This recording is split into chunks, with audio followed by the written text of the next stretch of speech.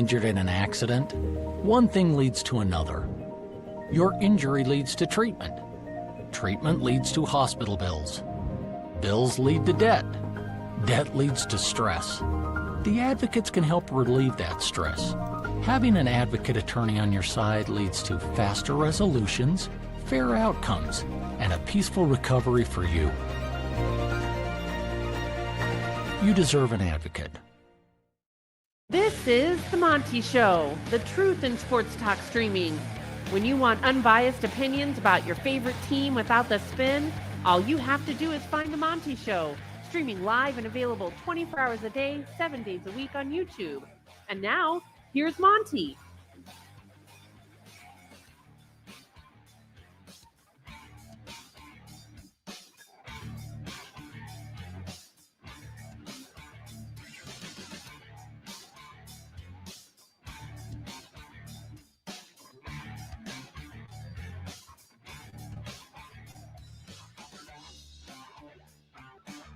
Hi, how are you? Hello.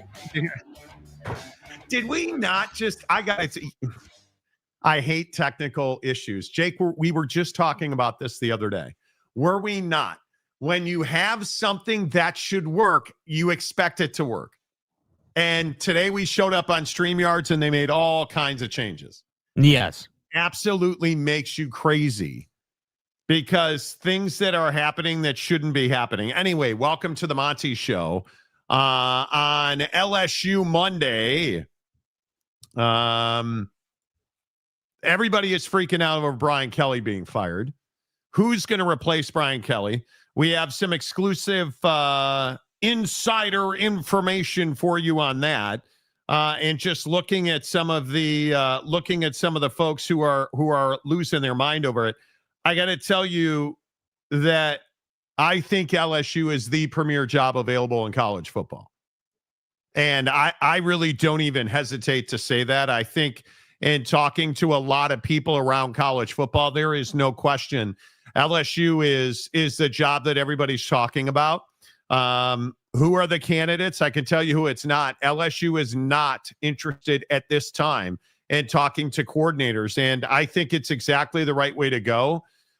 Because I think when you are talking to the creme de la creme, the cream of the crop, when you are going for a job like LSU, you need to have been there and done that. And I think that is the mistake that LSU made with Brian Kelly. And I almost, I wish I hadn't now. I almost have some Brian Kelly got whacked at LSU guilt.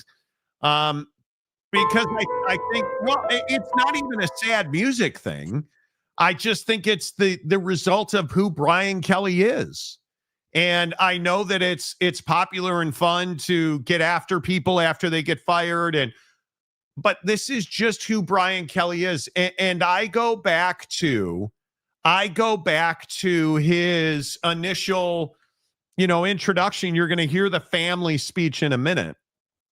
But I'm not at all surprised that Brian Kelly got whacked. I truly am not. The Monty Show is always presented by the Advocates at theadvocates.com. The best injury attorneys in the business, 24/7, 365 at theadvocates.com. And I'll continue to tell you this as well. When you've been in an accident, the last thing you need to worry about is reaching into your pocket to pay somebody to fight for you. The Advocates get that. That's why when you go to theadvocates.com, you get clear, risk-free advice. And you never pay the advocates out of pocket because you don't pay the advocates unless and until they win your case at theadvocates.com. I just think from the beginning, and I'm not trying to do the whole, hey, I told you so, I'm always right, which I am, let's be honest. And I'm good looking. But I think Brian Kelly was an awkward fit at LSU from the jump, Jake. I think he was never a good fit there. Yeah, I think that Brian Kelly is someone who is always a solid name to hire, but never seems to get across the finish line. And that's the hard part with this conversation is we're talking about a guy who, won most of the games that he coached in at LSU. He ran a solid program. Like, they obviously are a good team. but they weren't national championship good. And we're seeing this trend now where it's not good enough just to win games anymore. It's not good enough just to be a solid developer as a head coach. It's not good enough to be liked in the community, if you will. Like you have to win at the highest level or you're going to get fired. And now, we're at a point where you're going to get fired in the middle of the year as soon as your season's over. And I hearken all the way back to, in light of we told you so, I hearken back to what Utah did with their head basketball coach. As soon as you knew you weren't getting into the tournament, he got fired. That's exactly what this is with Brian Kelly. I mean, Mike Gundy. Any other head coach you want to look at. And that's what teams are doing now, man. And it's just a very volatile space right now. Yeah, and I would again say let's go back to Brian Kelly talking about family. It's a great night to be a Tiger. I'm here with my family, and we are so excited to be in the great state of Louisiana. It was just a wrong fit. Stick. And I think the hard part is if you know anybody from Louisiana, the South, anybody from that neck of the woods, they don't want you to come down there and try to pretend you've been there your whole life. I think that's a huge mistake. I've been told directly by multiple college football people in the know that he just didn't embrace the history and tradition of LSU. Brian Kelly wanted to allegedly leave all that behind and have it be Brian Kelly's LSU Tigers. And that's just not the way this was ever going to work. That's not what college football is. That's not what alumni bases and donors and NFL alumni specifically want. They want to be ingratiated. They want to help grow the program. You have to respect the people who have come before you. And frankly, Brian Kelly just did not do that. And I think that's why he's no longer the head coach at LSU. Now, they're going to pay him $800,000 a month for the next 9,000 years because here we are in the middle of a conversation and it's another massive buyout in college football, which, hey, if you can get that kind of money, knock yourself out, right? I mean, it is really tough to argue that Brian Kelly is a good head coach. Now, will he ever coach again? Does he want to coach again? I have no idea. But what I do know is I don't believe for a second that Brian Kelly was the right fit, Jake. And maybe I just believe in that job too much. But I wholeheartedly believe that Brian Kelly is somebody that he needs to be humbled. And I hope that's what comes out of this, is that Brian Kelly gets humbled, because I think that's what he needs. Yeah, I mean, I think it goes a long way right now for people to like you, for you to be good in what I like to call people ops, right? I mean, if you're the guy who doesn't win or doesn't perform at a high enough level, whether we're talking college football, head coaches, or whatever it is that you may do, and you're kind of an asshole to everyone, firing you becomes a lot more attractive, not because it would help the company or put LSU on a better track, but because people would be happier in the day-to-day. And so when you're a head coach in college football who has had success in college football, but just hasn't won a national championship, and you're not treating people well, I mean, that makes it awfully easy to be like, yeah, BK, you know what? Yeah, we'd rather suffer the pain of sucking the rest of this year and just kind of playing out the string rather than dealing with you and the attitude and how you're treating people. And I think that's what is tough, is that like the family thing, all tongue-in-cheek jokes aside, like you thought it was a good idea to pretend to have a Southern accent, like a week after you did a different interview where you had your normal, cadence and tone. And it just says like you think that in order for you to relate to people, you got to like bring on a fake accent. Like that's why it's such a problem to do things like that. Yeah. And I guess the natural progression of things is, okay, well, now what? Because I think this is ultimately the argument. How good is the LSU football job? And I will tell you, I think it's the best available job in the country. I don't even think it's close. I'm not sure it's an argument. I think the LSU job is significantly better than the Florida job. You have access to better talent. You've won recently, and you haven't fired your last 4 coaches. And that's the biggest hang up at Florida is you have not won recently. Coaches have not had success. Now, we can go back and talk about the Will Muschamps and just the bad decisions right out of the gate. We can go back and have that discussion. I think the LSU job is a destination job. I think it is the big of the big, the blue blood, the one that you've been waiting for. That's this job. And I have no doubt that it is the best available job in college football. And Jake, frankly, I don't even think it's close. Yeah, I mean, I think that LSU is a job that certainly is not a regularly available job in the SEC. Number one. I think number two, the LSU job is a job that clearly is in the top half of the SEC, and for the right candidate, I think is in the top probably 10, 12% of the SEC. When LSU is good, they are very good, and you can go and win national championships there. You can be whatever you want to be there. There is no limitations in resources and ability to go out and get guys. Like, it's well documented. The receivers that programs put out, like, there's no question that LSU is a big time job. And now I think we're getting to the point in the conversation over the last several weeks. Obviously it started with Mike Gundy this year, and we've progressed through the James Franklin situation. Now, right. Brian Kelly, we're looking at these different jobs and we're saying, okay, well, clearly I agree with you. LSU is the best available job open. But now it's like, okay, well, if you're a candidate that's good enough to go to LSU, you're also good enough to go to Florida. And so now we have a situation where the SEC has competition within the conference for 2 different coaching gigs, and they're clearly going to pull from probably the Big Ten. I mean, odds are, maybe you get another SEC coach or something. Maybe you get, something like that. But honestly, like, if you're filling these roles, like, you're clearly going to be looking into other conferences to fill these roles because there's good candidates. And so then it's like, all right, well, what impact does this really have? And the idea that the Dan Lannings of the world or the Lane Kiffins or whoever you want to point to is going to look at these jobs. This has far-reaching implications in college football. If Dan were to leave for any job, that's obviously just a massive gut punch to what's going on at Oregon and honestly for the Big Ten, because we talk so much about how the Big Ten needs as many teams in as possible. And not having Oregon in would be a massive loss for the Big Ten at this point. So I just think, I think you have to understand, and I know Oregon fan loses their mind every time I talk about this. Oregon's a good job. It's not a great job. Oh, but Monty, you've got Nike money. LSU's got as much Nike money as anybody could possibly ever want.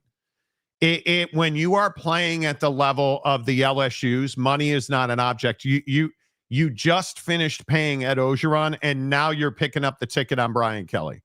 And you have to understand that they're not going to hire a nobody candidate. They are not going to hire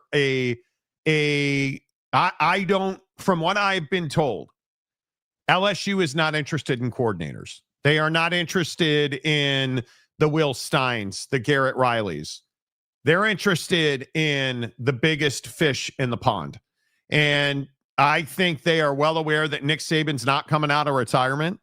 And I think they are also well aware that Dan Lanning is the guy in college football right now. And I think what's really interesting is I think the win this weekend really helped Lane Kiffin. I think the biopic that came out on Lane Kiffin really helped Lane Kiffin.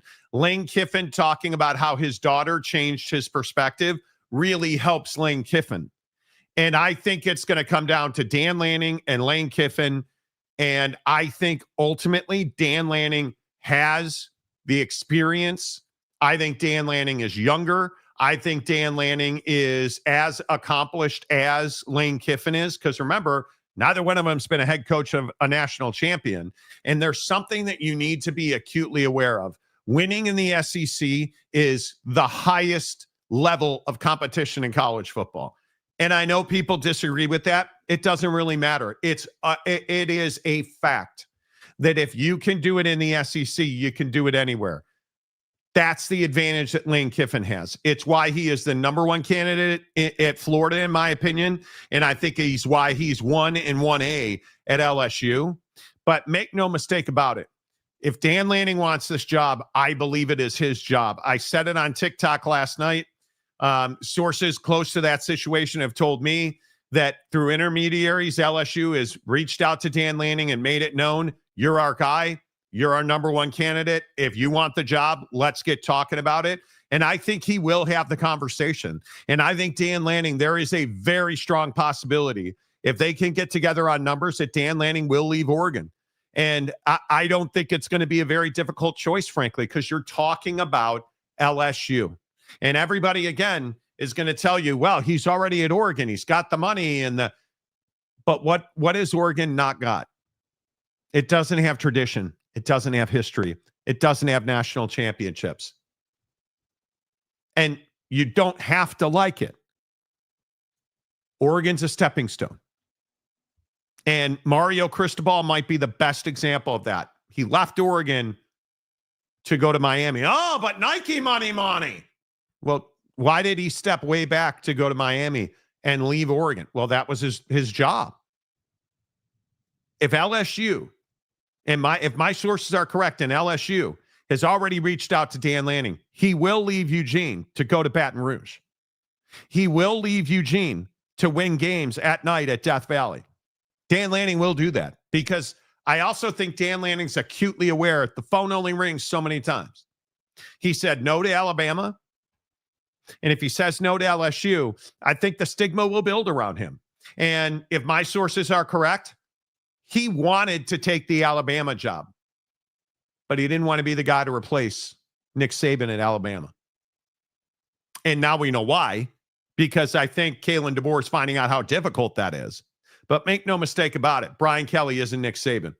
And if LSU truly wants Dan Lanning, I think, will take that job. If they can get together on terms and money, Dan Lanning will take that job. It is one of the crown jewels of college football.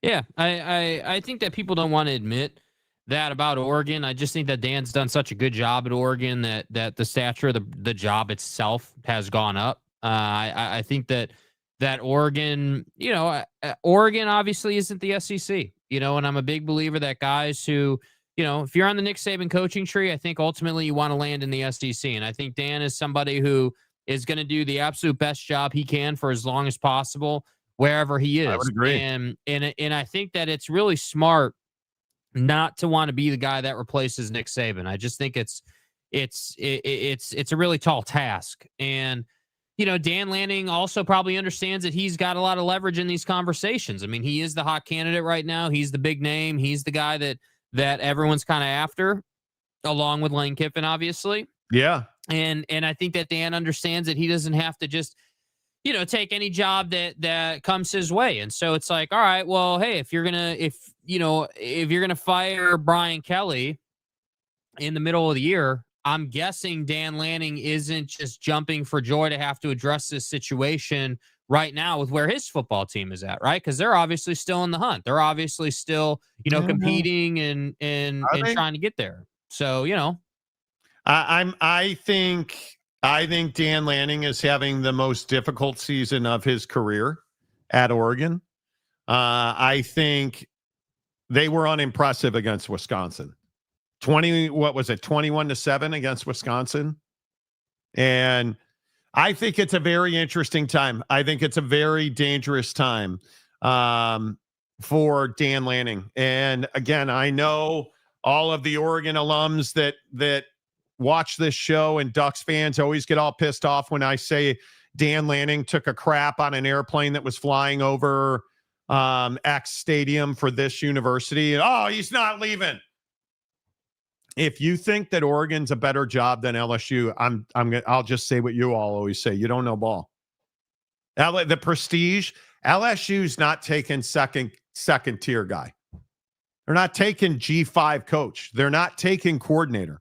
They're calling guys like Nick Saban. They're calling Dan Lanning. They're calling Lane Kiffin. How many universities we talked about this last week? How many universities can call Lane Kiffin and be like, hey, why don't you come be the next head coach? Mm-hmm. I think right now there's 2, LSU and Florida. And I think it's going to be very tough to get Lane Kiffin out of the SIP because what he's built there, and they are good. And I'll continue to tell you, he's got a really good quarterback and he's got another really good defense. And they continue to show it on the field week in and week out. And I think that Lane is aware of that. And it's really tough because you're about to have Ty Simpson win the Heisman Trophy. The Bama job ain't opening anytime soon. Kalen DeBoer has quieted all the rumors and all the haters. The Bama job's not opening soon because that is widely regarded as the best job in the SEC. And I think LSU might be a close second. With those fans, that stadium, access to talent, access to money, top of the line, anything you need, we want to win football games. That's what you're looking at. They just paid Brian Kelly $800,000 a month not to coach their football team. And you want to talk to me about Phil Knight money? I don't think money's the issue at LSU. Clearly not. Right. And I'm not trying to be a jerk about it because, again, Oregon fan is hearing me say, well, the Oregon job sucks. And never said that. What I said was they don't win national championships there. Dan Lanning went to the college football playoff last year. Well, sort of. He showed up, but they never got off the bus. They just kind of turned around and went back to the airport. Ohio State? That's not happening at LSU. Dan Lanning at LSU is a dynasty. And I know a lot of people disagree with me on that, which is fine. Yeah, I think Duck fan, does have a lot of pride around Oregon and like what Dan's got going there. As they should. I also think that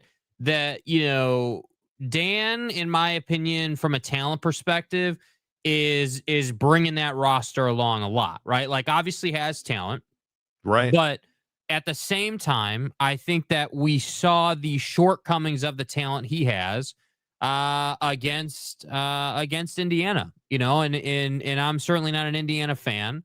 But when you talk about comparing these two jobs, like I can guarantee you, Dan Lanning wouldn't have any trouble getting trench workers, if you will, offensive and defensive linemen to come to LSU, the way he is seemingly having a bit of trouble doing that at Oregon. And that's the hard part is like, yeah, Dante Moore's a great quarterback. You've got a good running back room, decent wide receiver room, solid skill position players on defense. But you're small up front. And I just think that Dan is really bringing this roster along.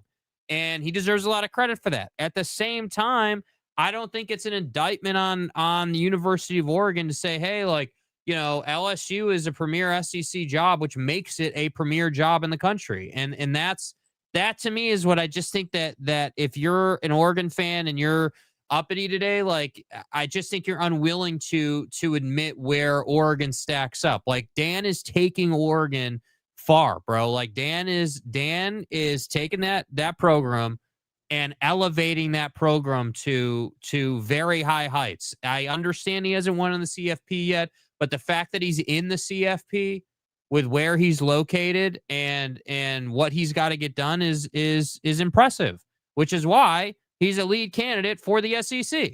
And that's just as simple as it is. And I don't want to, disparage the University of Oregon at all, because I think a lot of people like to do that. Oh, well, yeah. Oregon sucks. And it's terrible. That's not at all what it is. It just is simply saying, like, dude, if you compare the jobs like for like, LSU is a better job. And again, how old is this guy? I mean, this guy ain't even 40 yet. I think he's like 38 or whatever he is. Like, yeah. Like he's not even 40 years old yet, and he's already looking at premier jobs. Dude, if he goes to LSU and wins, let's say 2 national championships and 5 to 7 seasons, I mean that's domination, bro. I mean, what? I mean, you're on track to be one of the best head coaches of all time in college football at that point at 45 years old. That's wild, dude. Yeah, and I think he's got the infrastructure to get it done. His wife is wonderfully supportive. Dan has referred to her pretty regularly as his rock, and She's somebody that has made it very clear she is in support of his football career. So, I mean, she is. Somebody in TikTok was saying, well, she's not leaving. Somebody was like, oh, she's from Seattle or wherever. I'm like, dude, she's from Kansas City. You really think she's married up to Eugene, Oregon? Right? Like, it, with all due respect to Eugene, there's one thing in Eugene. Right? So I understand. But I'd also tell you, Kansas City is a completely different world than Baton Rouge, landscape-wise. But I'm telling you, his wife is not going to stand in front of him and say, we're not going to LSU. If you get into the comment section on the talk, you'll see it. It was a wild night. And that's why I love TikTok so much. TikTok allows me to completely ignore the residual death hole of X, which is, I hate it is, my life is so much better not reading Twitter, not getting into the notifications. So much better. Let's see. Husker Magic. Dan Lanning is the wrong Dan. Dan Mullen. That's a good joke, bro. That's a really good joke. When I'm talking about Dan Lanning and you bring up the name Dan Mullen as a candidate at LSU, tell me you don't I just meant the other Danimal. I don't know who you were talking about. Monty, you don't know ball. And then you run out with Dan Mullen as a candidate. Like, it makes my head hurt. It makes my head hurt. And I think it's one of those things where I find it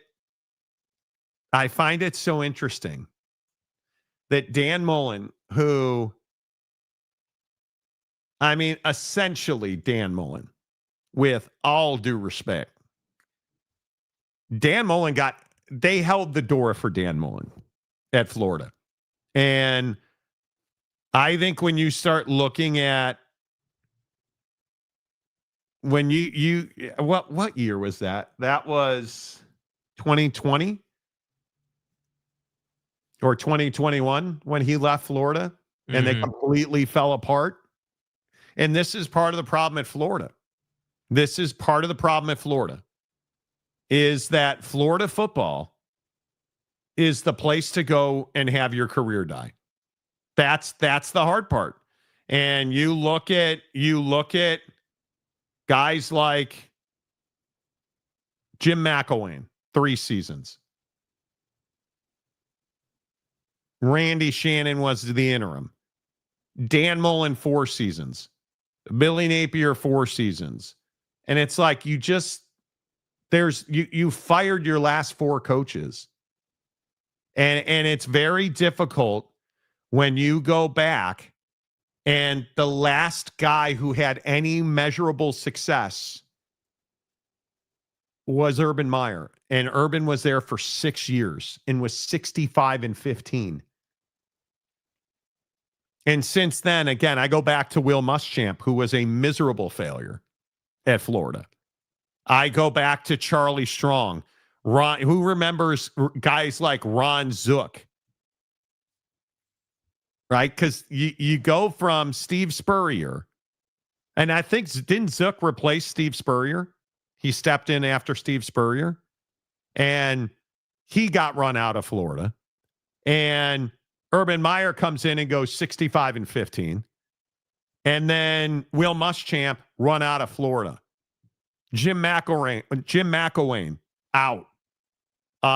Dan Mullen out. Like, you don't go there to retire or win national championships. That's the hardest part.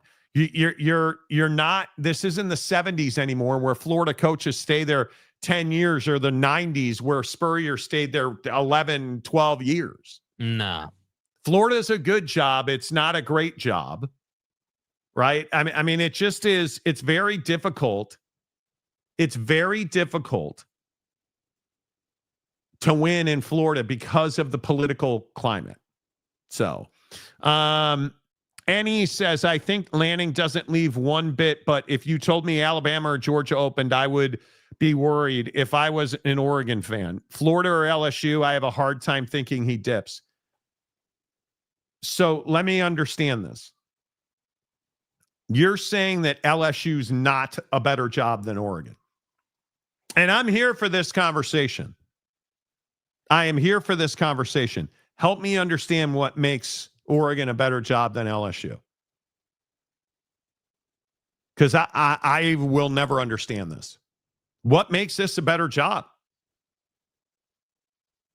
You don't regularly compete for natties at Oregon. You compete for conference championships. Chip Kelly, like we can keep, like, you can go back to Bellotti, like you can go down the list, and I will. Let's go down the list of Oregon football coaches, and you explain to me how a guy like Rich Brooks solidifies Oregon. Because they don't. And Rich was there for what, 25 years? 20 years, something like that.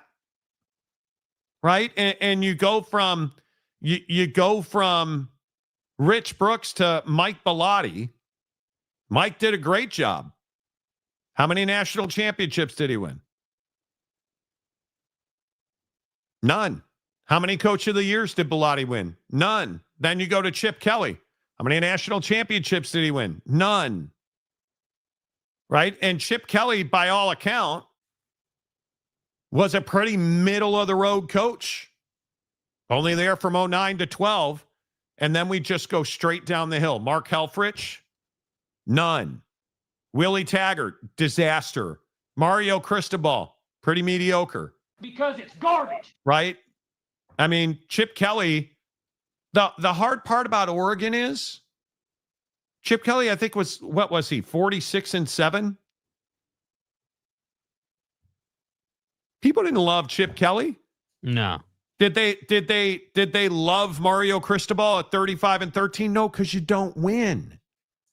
That's the hardest part, and it's cool. What do all those coaches I just talked about have in common outside of Willie Taggart? They all won conference championships. Now, every one of them won conference championships. Dan Lanning, 35-6, won conference championship. No nannies, no coach of the year. There's no tradition at Oregon. There's no. Well, there is. It's just not what Oregon fan wants it to be. And it's not what LSU has. Do you guys understand when you look at the history of LSU football? Do you guys understand how good of a conference the SEC has been historically? Do you understand national championships in the modern era? Nick Saban, Les Miles, Ed Ogeron. All of them won national championships. 2019, 2007, 2003. Brian Kelly, 31-11. None and none. Family. Right? Like, the next guy that gets this job, and I understand that Oregon fan doesn't love it. The next guy that gets this job has to be capable of winning a national championship. That ain't fucking Dan Mullen. That's not. It's not. Let's just stop with Dan Mullen. That's that, and I mean that with sincerity. It is so much more difficult to hire the best coach in the business, but you have to try. You're not calling James Franklin. And if you call him, you're not trying to hire him. You're trying to hire Lane Kiffin and Dan Lanning. Those are the two brightest coaches in the business right now. Every job will call them, and they should. And I am just going to continue to ask, what makes the Oregon job better than LSU? So much so that the commenter is saying, but Florida or LSU have a hard time thinking he dips. You really think Dan Lanning's not answering the phone if a Baton Rouge number calls him? Come on, bro. Yeah, I mean, but I'm here for it, right? I'm here for it, and I think that and the resident idiot, Nike money at Oregon, yeah, because they just paid Brian Kelly $800,000 a month not to coach. They're broke in Baton Rouge. You don't think they have money in Baton Rouge? Yeah, really struggling to pay the bills in Baton Rouge, Like this whole idea. By the way, who's their apparel provider? Oh, that's right. It's Nike. Come on, bro. I'm telling you, this idea that Nike money's the end all be all. Every school in the SEC has Nike money. Every school in the SEC has Nike money. Every one of them. Because they're making more than anybody else. They have boosters. They have, do you understand how many NFL guys played at LSU and currently kicked down to LSU? Like, what is, and I understand it's Penn State. All you guys do is get knuckle deep. I totally get it. You guys don't really totally get it. Epstein Island, totally understand it. But at some point, yeah. Welcome to the nightmare. A member for 26 months. Hey, bro, it's Jimmy, the president at LSU, trying to get in touch with Scott Frost, please. Tell me you wouldn't hold the door for Scott Frost if LSU. We'll see you later. LSU's AD had another huge buyout, Jimbo at A&M. Yep. Buddy is responsible for negotiating a lot of dead money. Yes, he is. Buddy. But that's the other interesting part of the LSU gig. The freaking governor of Louisiana is going to be part of the hiring process because it is the State University of Louisiana. So, family. Dreamless Nation for $5. They can pay me $200K a day to say Michael Van Buren go in for Nuss and do what Marcel Reed is doing. Marcel Reed ain't bad. No, he's not. Texas A&M apparently is, and I know it's crazy. They're no Oregon. They're pretty good. Texas A&M, like impressively good. And I think the funny thing is, who are the only two undefeated teams in that league? Texas A&M and Alabama.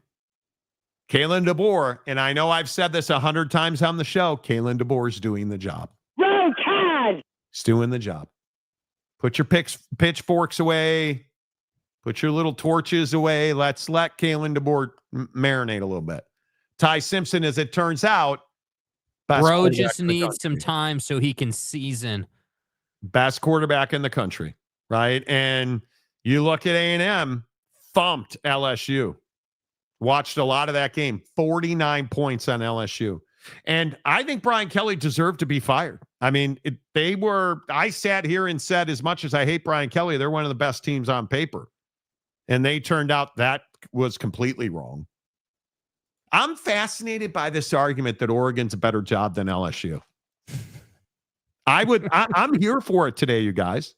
I am here for it. I think what people like to do is they like to say, oh, well, it's Oregon and the uniforms and it's Dan. They don't have family. Yeah, they don't have family. Family. Yeah, so it's like it's a situation where you've got Dan Lanning, you've got nice Oregon uniforms, you've got it just feels like an attractive program right now. And I feel like a lot of people are just writing LSU off because, Mr. Family Guy has done such an ass job with this program that they haven't been competitive in the SEC. And that's the problem, is that we went into this year, Nussmeier this and Nussmeier that. Who's the next Justin Jefferson coming out of this family? And what did we get? Okay, wait. Arthur on TikTok. What part of Nike money don't you understand? They're broke in Baton Rouge because they're paying Brian Kelly. So wait, you think they fired Brian Kelly? Bro, you think they fired They Brian know his Kelly without buyout. being able to pay for it? What? They know his buyout. Do you really think they fired him and they're like, yeah, we'll just go get some afterthought. We'll go get Dan Mullen. He'll do the job. Like Big Boo. Yeah, for like $100. We'll get Amika Big Boo to come coach the team for $100 a day. You really think when you're paying a guy $800,000 a month not to coach your football team, you really think you're broke? Come on, like this. Timothy. I'm all here for the Nike money argument. You guys really think that they're here like they're just broke because they. Do you know what it's going to cost them to fire Brian Kelly? A lot. A lot. Family. They're probably on the hook for $1.3 million a month in coaches' salaries after the season's over. It's not just Brian Kelly.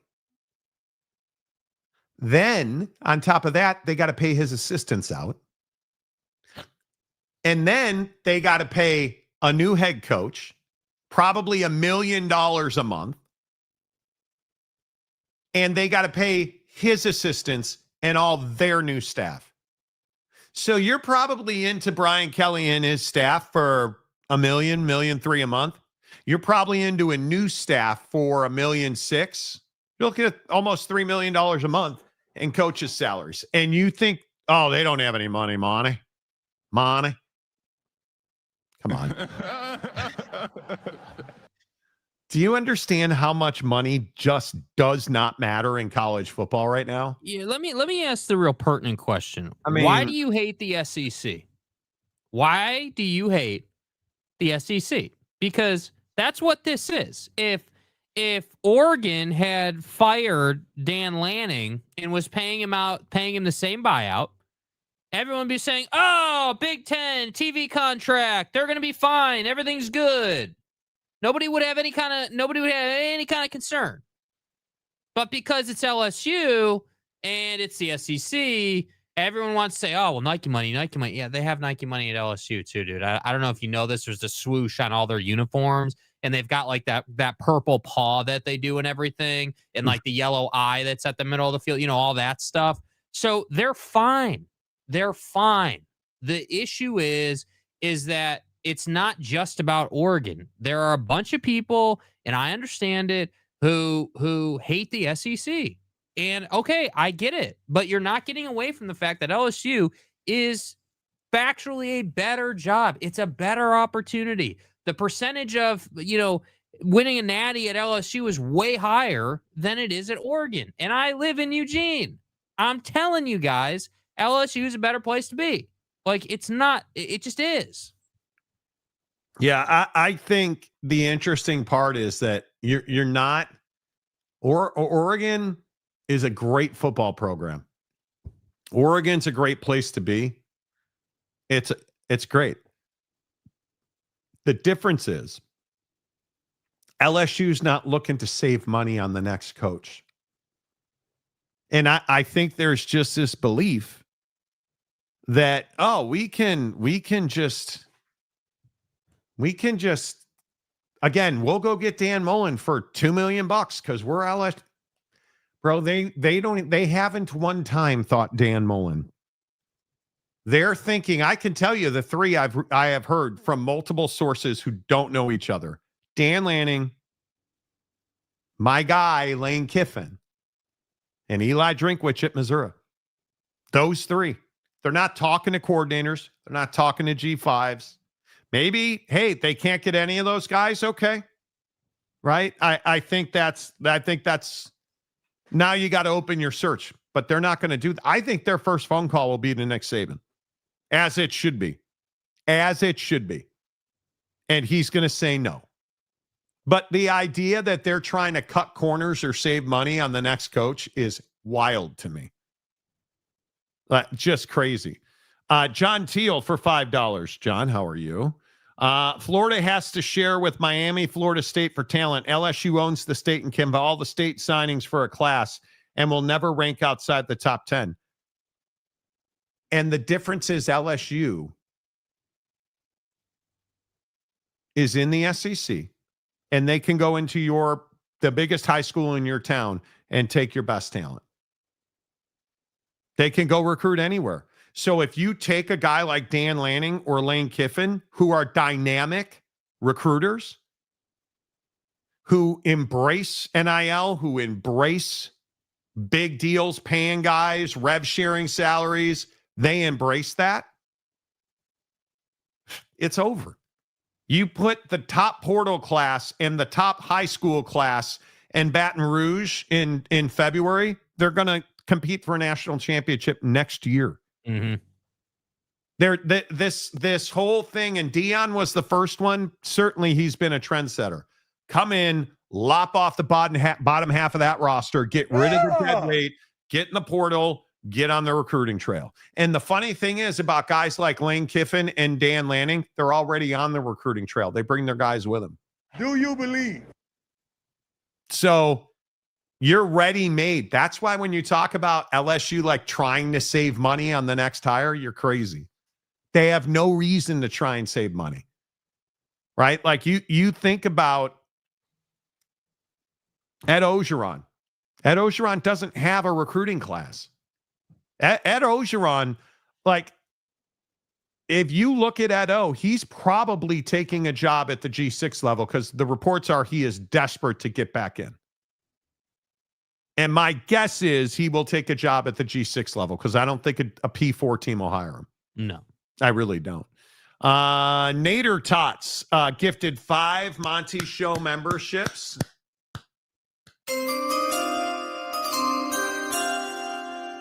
Nader, good to see you. Oh, some tots sound good right now. Bro, I had a weird nutrition day today. It was, I don't know even what time it was. It was like 9:30. I'm out in the kitchen making ground turkey and frozen corn. Like I was ready. Bro, I was ready to eat ground turkey today. I have this little wok pan that came with my last stove. Do you like it? I saw that thing. I thought it was cool.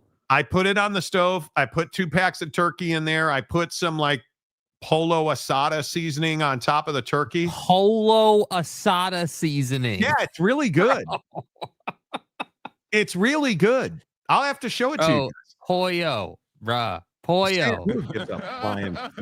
Ask Dan Mullen or never mind. The point is, my family says pollo or polo, whatever. Family. There you go. Poured that in there, put the little top on it, went back 30 minutes later. It's the best ground turkey you've ever had. Yeah. Didn't even have to flip it. It was amazing. Really, really good.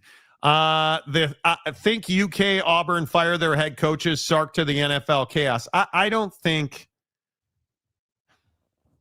Is Auburn a good job? Nope. Stepping stone job. I think this is a really interesting question because, look, I think Hugh Freeze is a good dude, but he's about to lose his job, in my opinion. I don't really get hung up on the running backs' weight, but it is good that you have some that have some girth to them. But there's no doubt you need length and girth in this league.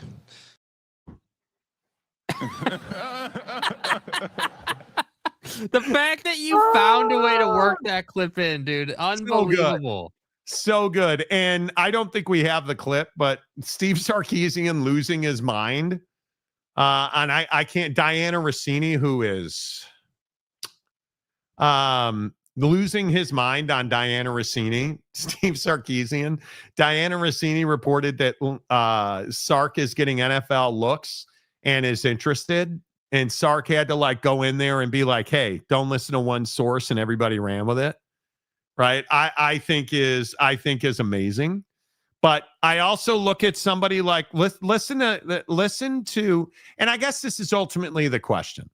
How good is the LSU job? If you listen to Kirby, listen to what Kirby says. It's obviously a tough situation on everybody. I mean, let's be honest. It's the players dealing with it, fans dealing with it, coaches dealing with it at this time in the middle of a season. I think there's so much built around the playoffs, and it's like everything's boom or bust, and you can't have a normal season. People got to make decisions earlier based on how somebody does, and I don't know enough about it. I know it's high expectations. I coached at LSU, and a guy once told me, he said, that office you're in, that's not your office. You're borrowing it. And I knew right then that if you didn't win, you wouldn't be there long. There you go.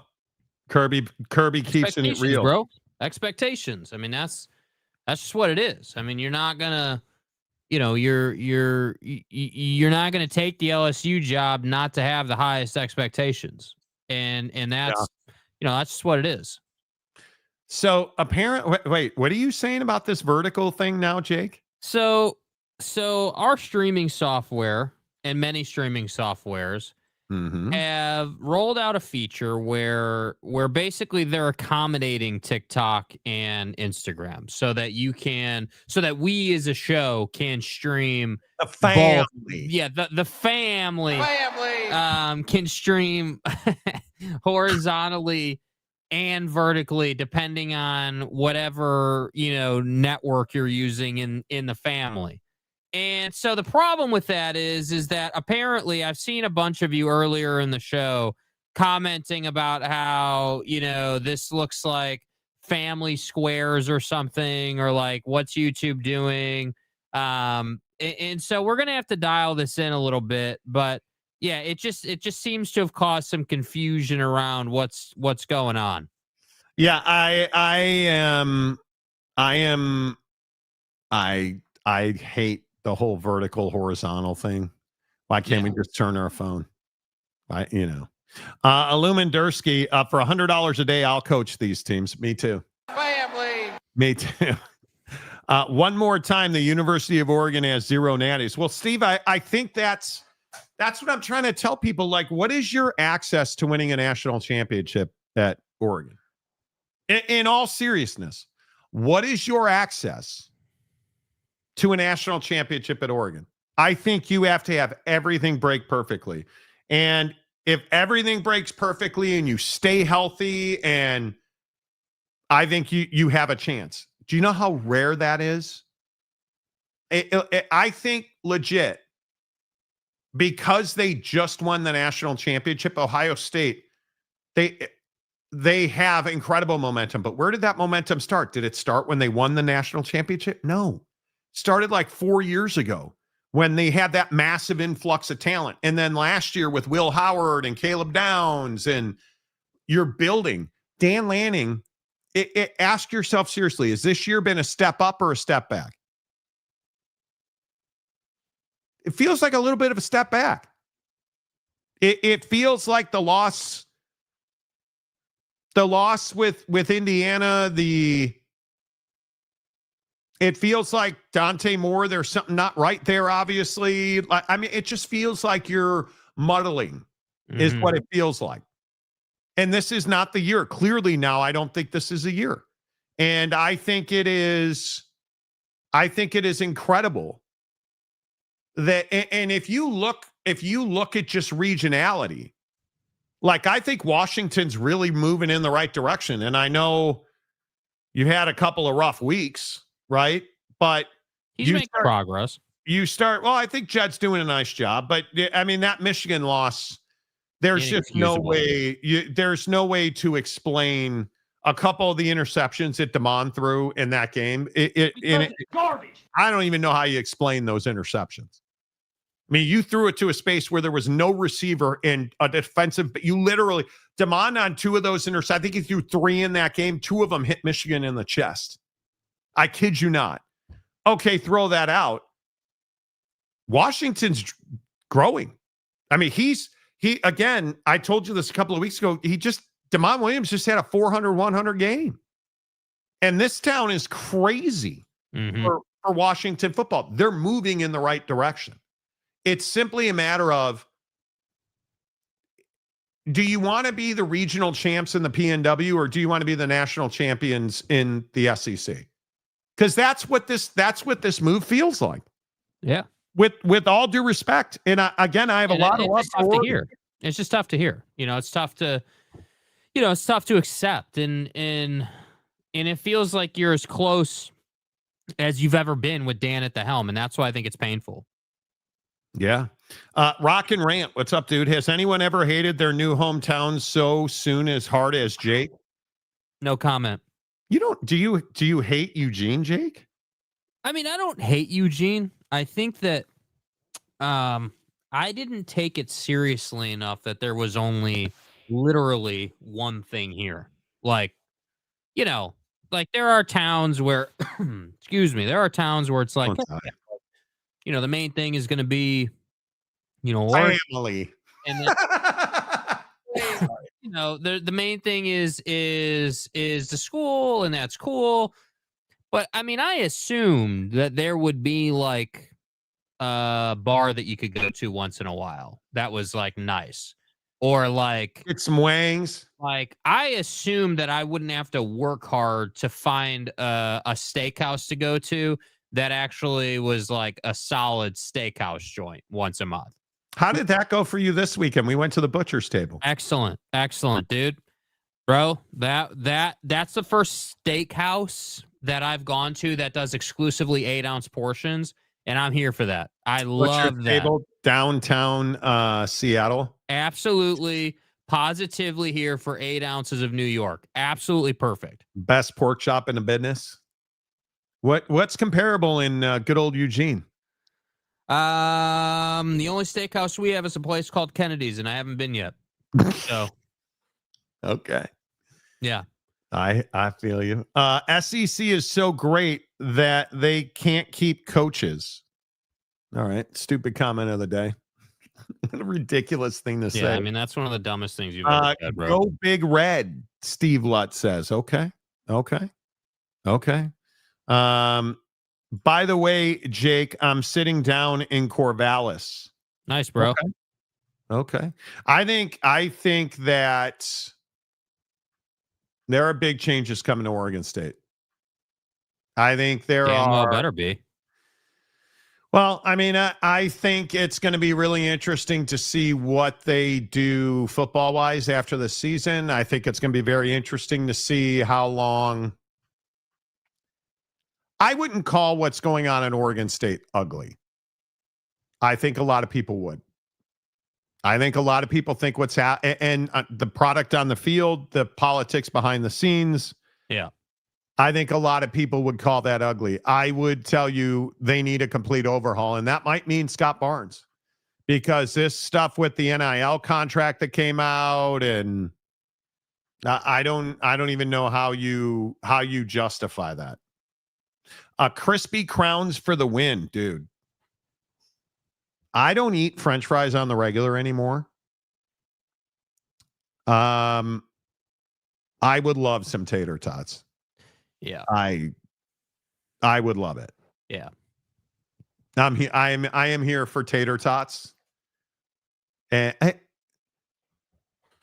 I am an obsessive French fry guy. And but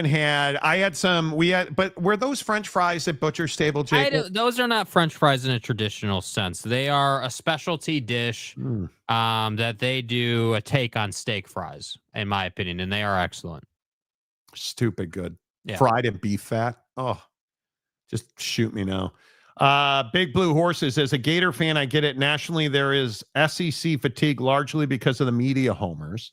Doesn't matter where you go, big city or small, coast to coast, the SEC dominates sports pages. As it should. Every day.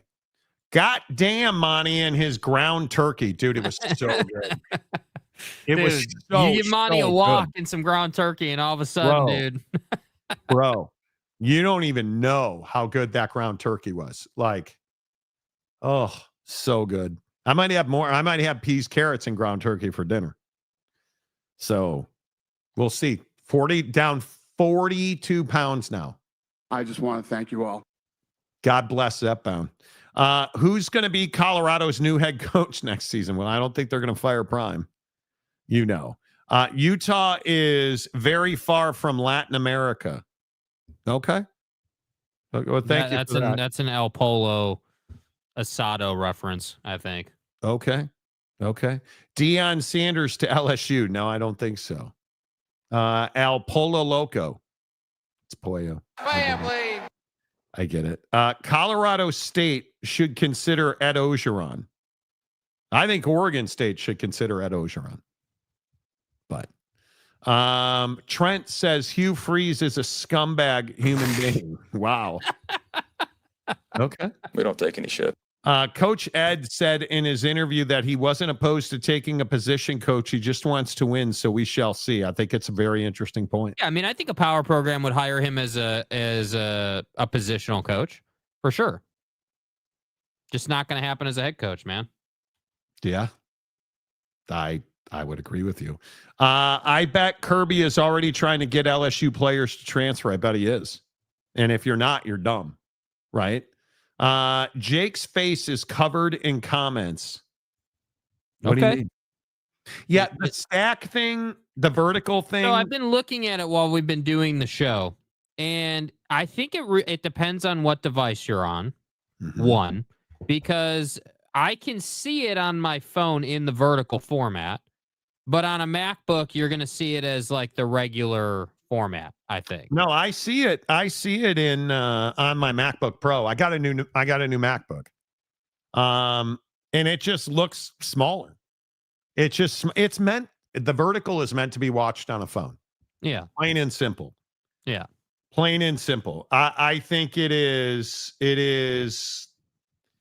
I get it. I don't think I'll probably do it again.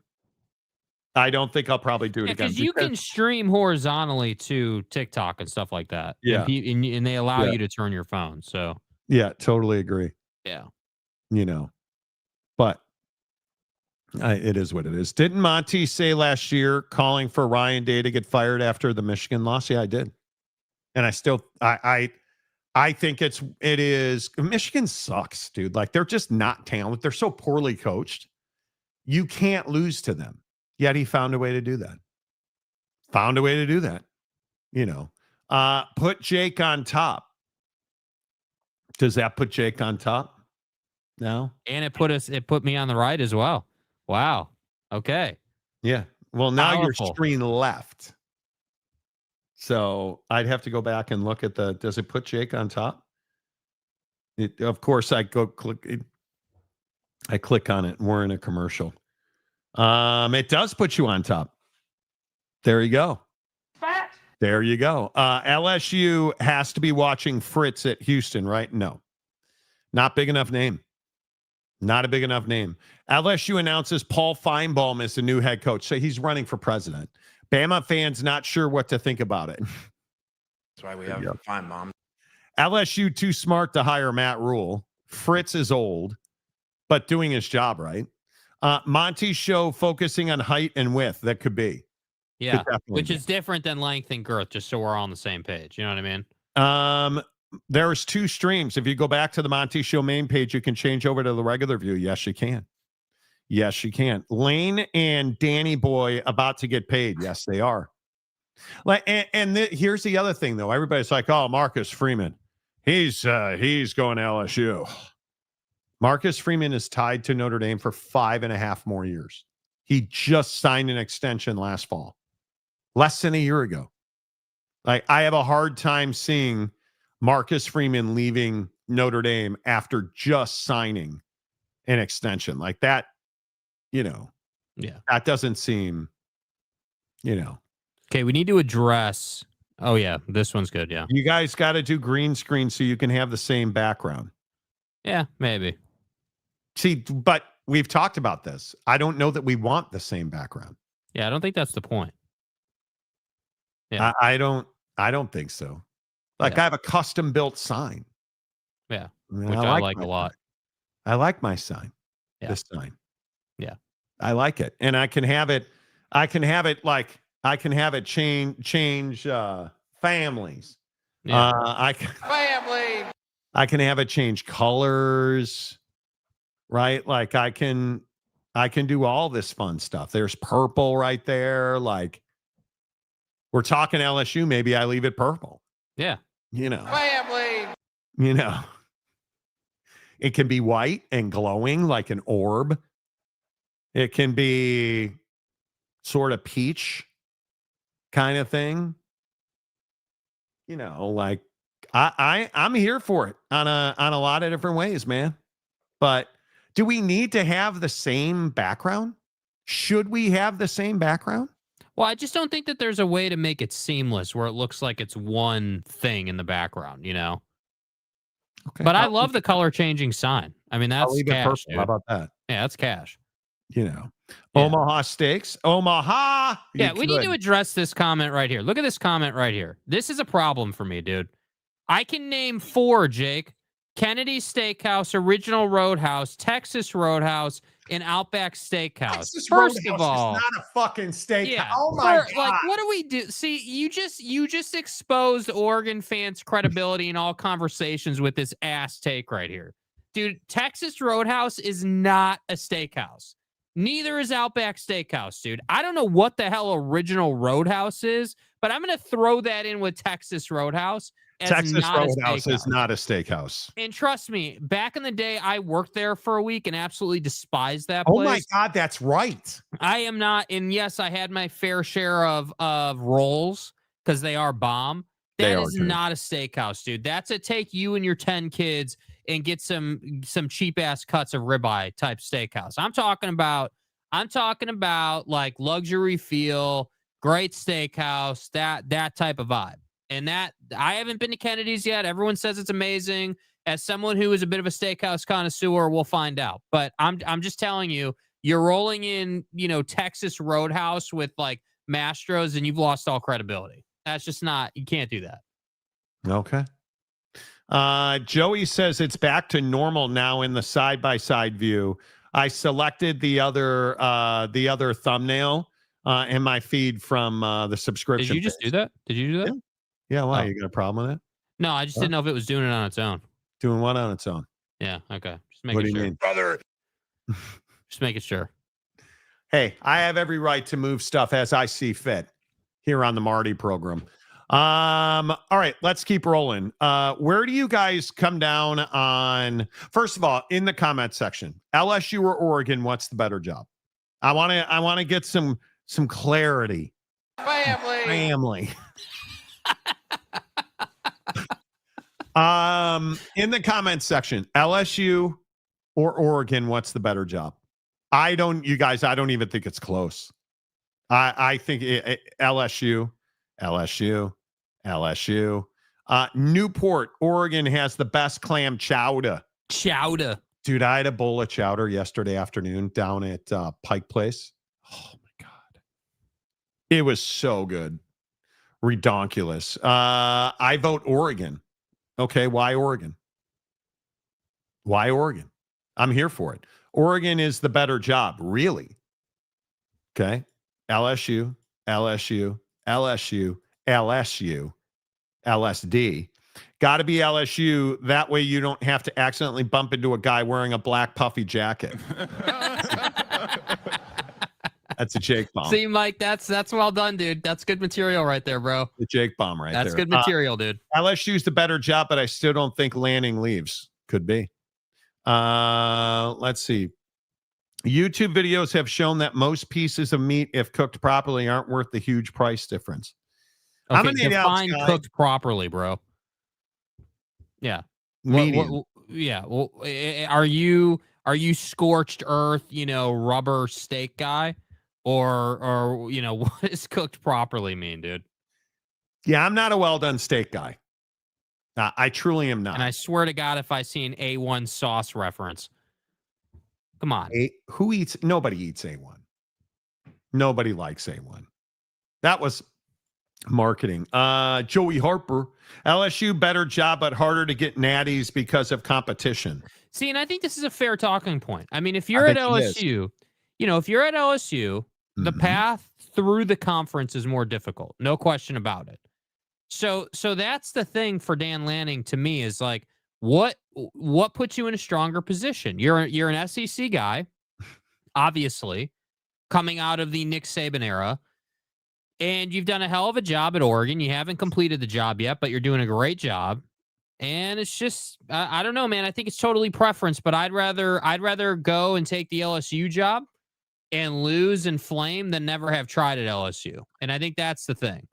Bart the Dart on TikTok. I hope Jake moved to Oregon to get laid, because if a woman wasn't involved, what a waste of your life. Wow.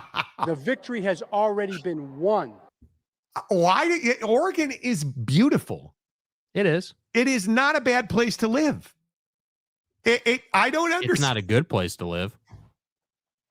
What a waste of your Family.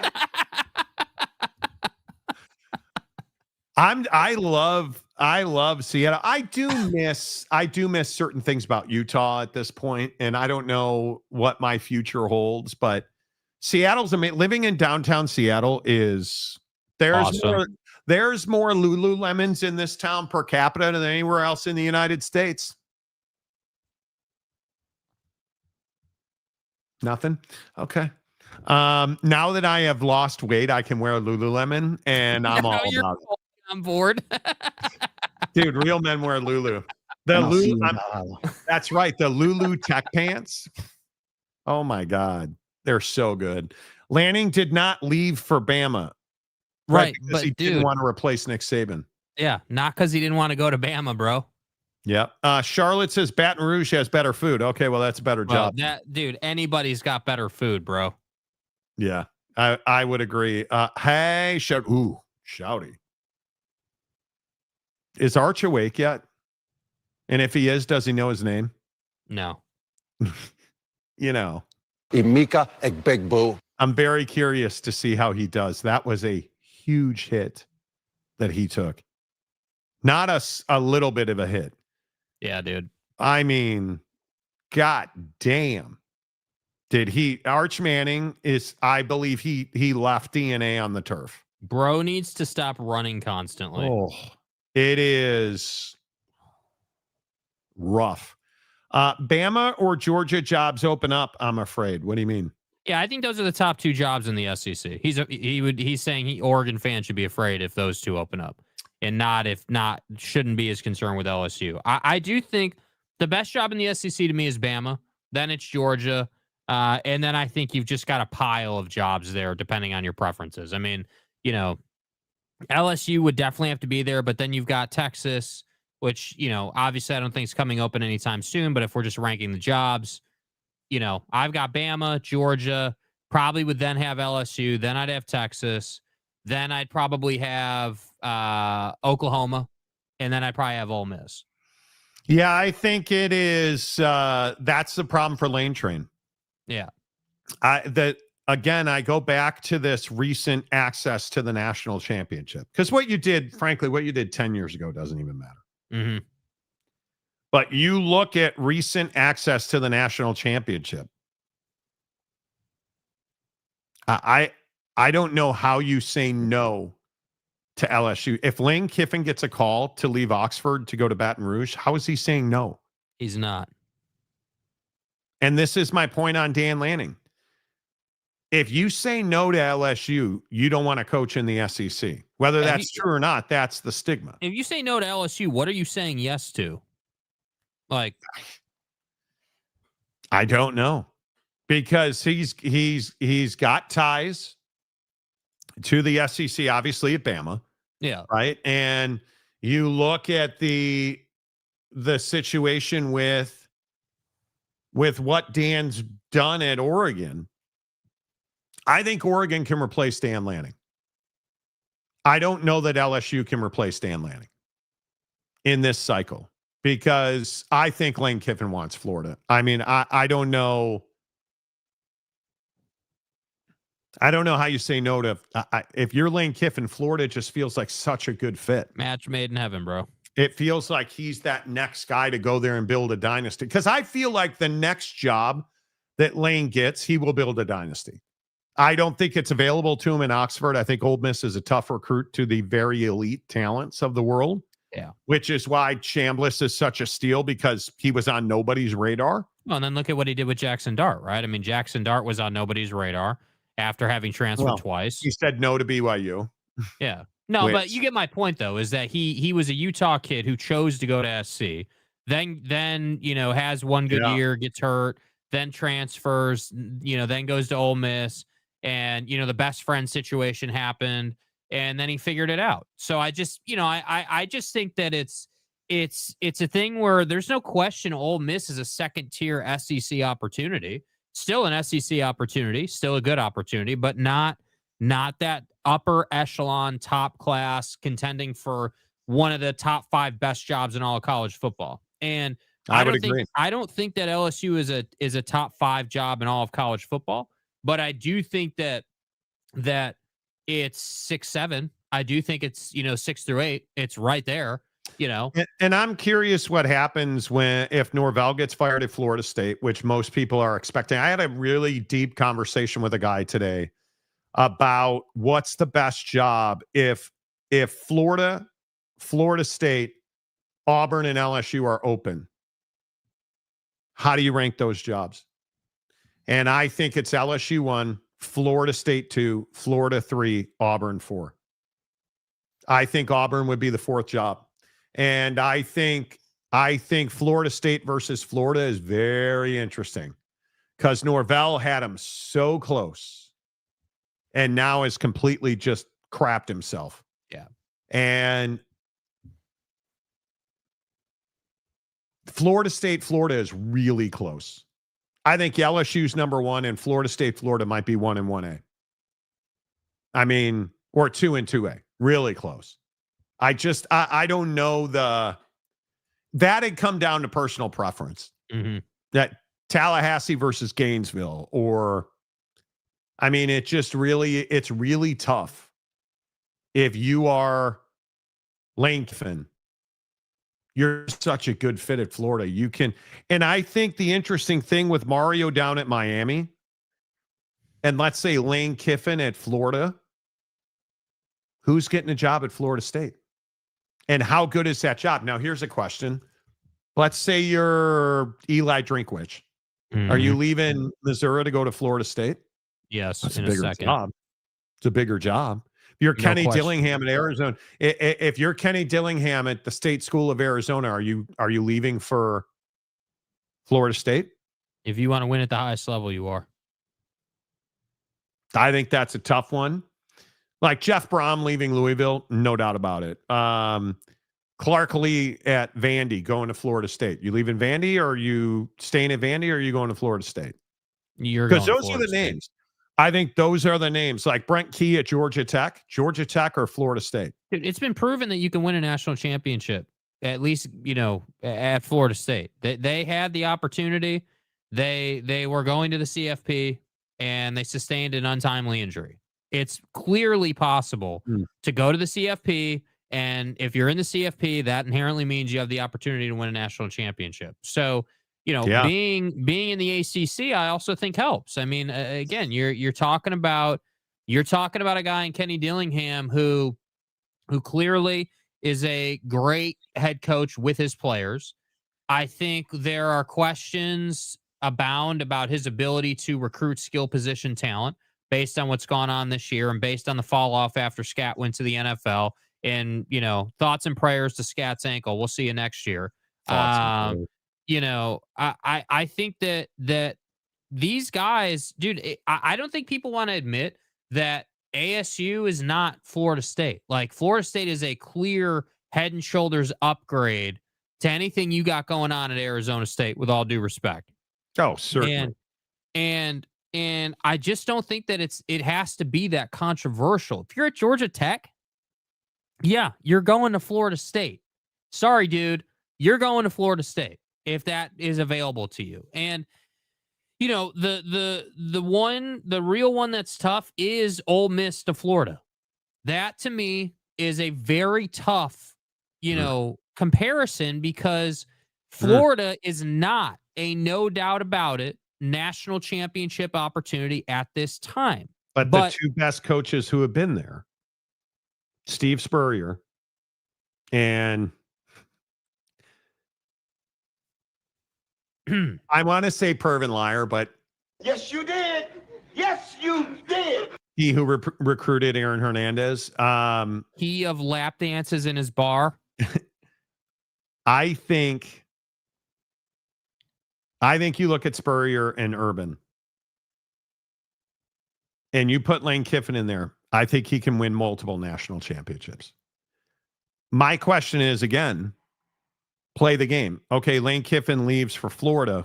What caliber of coach are you getting for Ole Miss? Because you're not calling Nick Saban or Dan Lanning or no. Who is? I don't know who that is. I think that's probably the Garrett Riley. Mm-hmm. I think that's probably the, because I know for a fact. No, you'd leave Arizona State for Ole Miss. Yeah, to get into the SEC. Yeah, I would. Yeah. Oof. If I'm Ole Miss, I want the best offensive mind available, and I think that's Will Stein or Garrett Riley. Yeah. I think Will Stein's a superstar waiting to happen. And to that point, if you're Ole Miss, the brass at Ole Miss, and you know that and listen, Lane can sit here all day on McAfee's show and talk about how it doesn't matter about, money, and he's never made a decision based on money in his life. He can say that, but what's the reality, dude? We're all out here measuring, how much risk we want to take versus the money we are either going to spend or we're going to make. And ultimately, the money at Florida should be substantially better than the money at Ole Miss. That's the reality of the situation. But I think, here's Lane's comment on Pat McAfee. I've never made a decision based off of money, nor will I. And Love that. For a lot of people, they're just like, well, money and it does this and does that. I've seen too many examples in life where money does not buy happiness. So I am never going to make a decision off of money, nor do I care about it. And it's good to have. Jimmy Sexton gets really mad when I say that. He's got enough. We got to get this. We got to get this. And I'm like, Jimmy, I don't care. And he goes, I do. I think, listen, I'm telling you guys, Lane Kiffin's a superstar. And I think he is arguably the number one available coaching candidate in all of college football because it's very clear. He's talking about his agent. He's talking about money. Lane Kiffin's going to take a job this cycle. Because I think this will be the most impactful coaching cycle in the history of college football, bar none. You are going to have premier jobs, LSU, Florida, Ole Miss. You're going to have premier jobs available. I think you're going to have multiple jobs in the Big Ten that will open up. I think you look at it, there's a lot of smoke. There is a lot of smoke around the situation at Michigan because, again, people continue to go back to Bryce Underwood getting in the portal. We'll see. I don't think any of us know, right? What is very clear is Bryce Underwood is not being allowed to play the style of football he wants to play. I think that is very clear. Yeah. And I think this goes back to that promises made, promises kept bullshit we always hear about. I think that Bryce Underwood, if he gets in the portal, Sharon Moore is as good as dead in Ann Arbor. That's one of the premier jobs in college football. You don't have access to a national championship, but I think that at Michigan, yeah, I unless you cheat, they don't win. When have they won a national championship? Yeah. I don't know that I would agree they don't have access. They I agree that you only won that one natty because you cheated. But they don't win. They don't not only do they not win, they do not compete for national championships at Michigan. Mm-hmm. If you look at Michigan and you understand, do you guys understand before they cheated to destroy college football, they hadn't come close since the 90s. Is that access to a national championship? Is that, hey, you can win any year at Michigan? I don't think it is. Are you telling me that when you look at their history at Michigan, their history is not any more impressive? Certainly, their history is not nearly as impressive as Ohio State. I mean, now, are they more impressive than Indiana? Yeah, but I'm more impressive than Indiana. I just don't. I think Michigan's a really big stadium and some cool colors and Bo Schembechler and Charles Woodson, and that's all well and good. But at what point do we start talking about the fact that they went to the college football playoff and couldn't win until they cheated and perpetuated the single largest cheating scandal in the history of college football? I don't know. But I'm telling you that Michigan doesn't have consistent access because they don't win. So you're saying, I guess, what, Ohio State and cock on thigh are the two?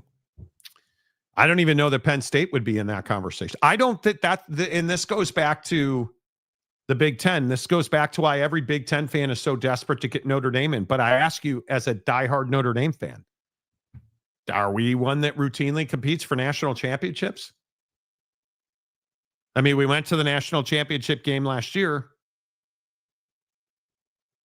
but were we really ever in danger of winning that game? No, it's cool we went there, but Notre Dame's not a perennial national championship contender. Are we a national championship contender this year? Not sure. I mean, again, I told you the season's gone pretty much how we thought it would go. Notre Dame got beat by the only two teams that mattered, and now all of a sudden they're everybody's All-Americans because they're winning football games. Mm-hmm. I mean, now, are we superior to Michigan? Well, yeah, but who isn't? I mean, when you have Jabba the Manual as your athletic director, how much are you actually doing well? Not much. When Sharon Moore is your head coach, who doesn't develop talent? Like, I look at the Big Ten. How many blue bloods are in the Big Ten? How many programs legitimately threaten the national championship in the Big Ten? One. And that'd be Ohio State.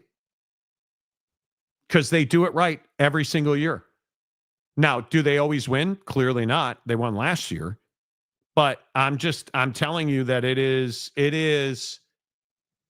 very difficult to make the argument and to fight the fight that teams like Alabama, you expect Alabama to win every game they play. Mm-hmm. You expect Georgia to win every game they play. Right? There are very few programs like that, because I don't expect that out of Texas. I don't expect that out of Notre Dame. I don't expect that out of just about any other team in the Big Ten. Well, I would say Texas this year. Texas last year, you expect them to win every week. Yeah. But I think with Arch being so disappointing, it's like in the Big 12. And I think this is a really important conversation. Yeah, well, this is the worst part of it, isn't it? I think it's really tough today. This story out of Lubbock with Will Hammond tearing his ACL. Fuck. Like, how bad is that? Because now you have this unbelievable job by the coaches. You have this unbelievable recruiting and portal job. And you've made the players on that roster better. There's no question that when you look at Texas Tech football, whether you're a new player or you were one of the guys that was there, pretty much everybody on that roster is developing, right? A rising tide, right? All ships are rising in Lubbock. And then the best, in my opinion, the best quarterback on the roster tore his ACL. He's done for the year. And now you have this quarterback problem at Tech. Now here we are, and I give Texas Tech fan a lot of credit for getting in our comment section and giving me credit on Behren Morton, because Behren Morton's got to show that he can go on the road and win a game against a really good opponent. That is the bar now in the Big 12, because BYU is clearly the best team in the Big 12. Yeah. And Bear Bachmeier continues to prove me wrong week in and week out, and I'm happy for them. They're 8-0 and 5-0 in the league. And I think it is remarkable. It is remarkable. Now, I also think it's important to note that I have no idea how BYU's defense keeps hexing people. That defense is, I don't even know. Super opportunistic and super prepared. I just keep going over it. And I keep telling you guys that when you look at Jack Kelly, you look at Isaiah Glasker, who I still think is when he's right, he's the best linebacker in the conference. But that's the thing. Kelly and Glasker haven't been right for a couple of weeks. Now playing the best they can. I'm not criticizing. I'm just saying haven't been 100%, and you're still doing what you're doing. Yeah, because you're getting Logan Latui, massive development. You're getting Schoonover, massive development. You're getting, an E.C. Purcell. The defensive line is so much better than we even thought they would be. And I think we all thought that might be the best defensive line in the conference. That defense, they're the best defensive line. They're the best defense in the conference, bar none. And the ability to play make, Evan Johnson, nobody's talking about him. That dude is an absolute witch in coverage. Forget it. Do not throw at him. Do not throw at him. Saltuala with that pick six. I mean, that's just a phenomenal instinctual football play. And then you're getting Bear Bachmeier making plays that he has no business making. And it doesn't matter why anymore. BYU's the best team in the conference. They're undefeated. And I think when you look at Texas Tech, this is going to come down to Behren Morton's ability to be something he's never been. And it's, to me, I think it's very interesting to see what he looks like. And granted, I still maintain that on a garden variety afternoon in the Big 12, Behren Morton's fine. But you know what's coming here. You know that Texas Tech and BYU play a week from Saturday. Mm-hmm. And that game is at home. And it's going to have to be Behren Morton doing the job. You're 7-1. You're playing for your season. Because if you drop to 7-2 and 4-2 in conference, you're an also-ran. And Again. you can't do it. And the biggest problem is you don't have the bye week. I think BYU's on bye this week. Yeah, BYU's on bye this week. They won. Do you understand now that they've won on the road, East Carolina, Colorado, Arizona, Iowa State, and now they go to Lubbock. And then they got to go to Cincinnati. And if they wind up winning out, and if in fact they go 12-0, and if in fact they go 9-0 in conference, that's the best team in the conference by far. And they damn well better be one of the three best teams in the country by the end of the AP poll, because they've earned it. They've earned it. And the job that Kalani has done, that Jay Hill's done, that Aaron Roderick has done, I mean, I don't have enough praise for the job that they've done in Provo. Yeah, I won't be confident that they'll get that respect, though. That's the problem. I think it is. We need Texas Tech to dismantle K-State, because we need all the marbles on the table in Lubbock in 2 weeks. I want a one-loss Texas Tech and an undefeated BYU. And the only way that happens is if Tech goes to Manhattan and beats K-State. Yeah. And I don't think that's going to be as easy as everybody thinks. But this league, I'm telling you again, this league will have to take what it wants. Because BYU, being the 10th ranked team in the country, is absolutely piss poor from the AP. How this team is not ranked ahead of everybody but Georgia. They should be the 6th ranked team in the country. They should be ahead of Miami, Vandy, Tech, and Ole Miss. They're undefeated, and they're 10th in the country. Tell me you haven't watched a single snap of BYU football without telling me you haven't watched a single snap of BYU football. 100%. Because they have dominated really good football teams. And, you know, ain't gonna happen, bro. People don't watch. People don't watch. Yeah, I think it is going to be incredibly. Yeah, they should, Mike. They should be ranked higher than they are. You know, Raider Ed, Tech will be fine. Behren took Tech to Iowa State and beat them as the 11-12 ranked. Didn't play lights out. He's dude, and I'm just going to keep saying it. Behren Morton's not the guy you want throwing the football to win a game against a ranked opponent on the road. We've gone over this 1,000 times. And you go back to the Utah week. I warned you about that game, and he absolutely shit himself in that game. Because there's just something baked into Behren Morton. And it's specifically on the road against a ranked opponent. Big game, big environment on the road. He's not your guy, pal. And I encourage you to go back and watch the show that week because we talked all about it. And have they won the games he's played in on the road against ranked opponents? Yes. Yes. I think it is. There is no question about that. There is no question about that. It's not because of Behren Morton, and that matters. That absolutely matters. It is absolutely important. But I'm curious. I'm curious, when you look at the Big 12, because I think BYU is one of the 5-6 best teams in the country. I am going to struggle once we start talking about Georgia, Bama, A&M, Indiana, and Ohio State. Those are the 5 best teams in the country. I have no question about it.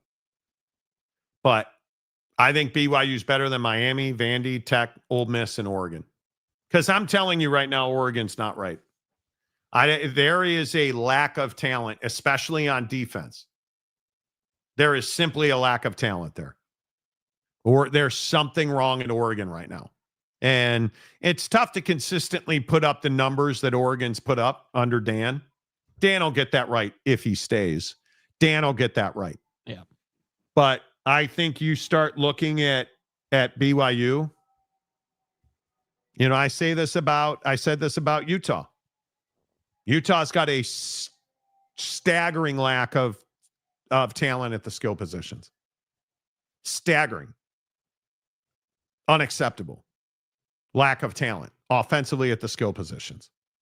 So if I said to you, who are the 5 best teams in the Big 12?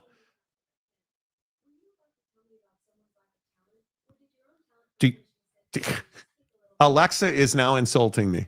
Alexa, shut up! Shut the fuck up, Donnie. Alexa, just shut the fuck up. I love you. Donnie.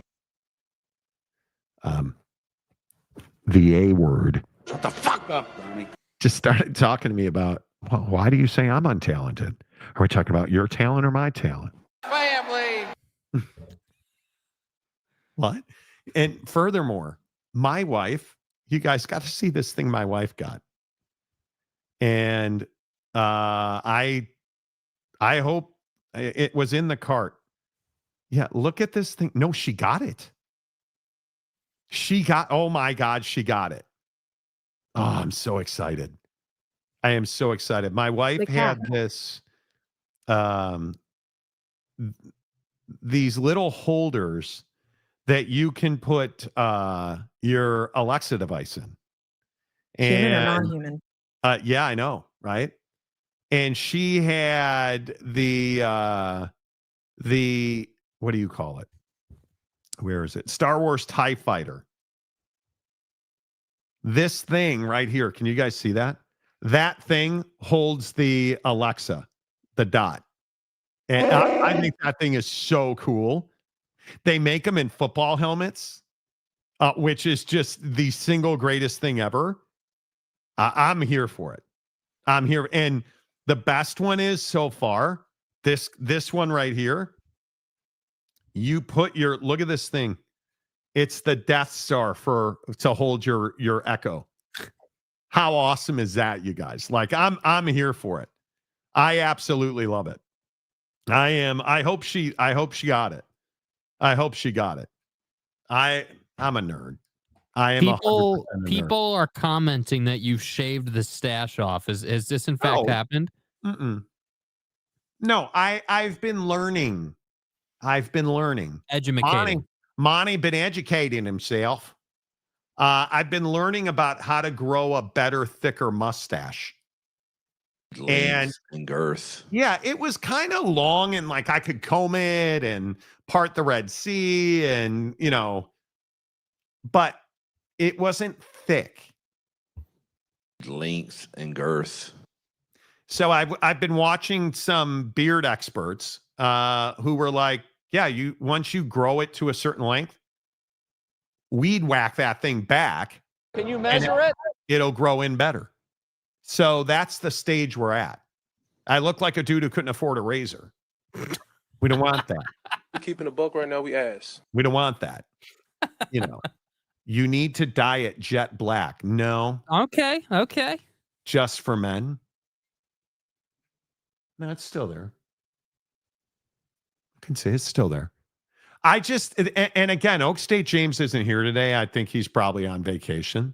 Now, Monty, I am charting in the Honda in the rectory. This is what I don't want. Okay, see, now we've got him twice on my screen because of the whole vertical thing today. This is getting to be too much, James. Yeah, this is what I don't want. I'm just telling you now. This is I keep putting in I keep putting in the wrong password on iPhone, and I'm at 9. I put in 9 wrong passwords. If I put my password in 10 consecutive times incorrectly, it'll blank my iPhone.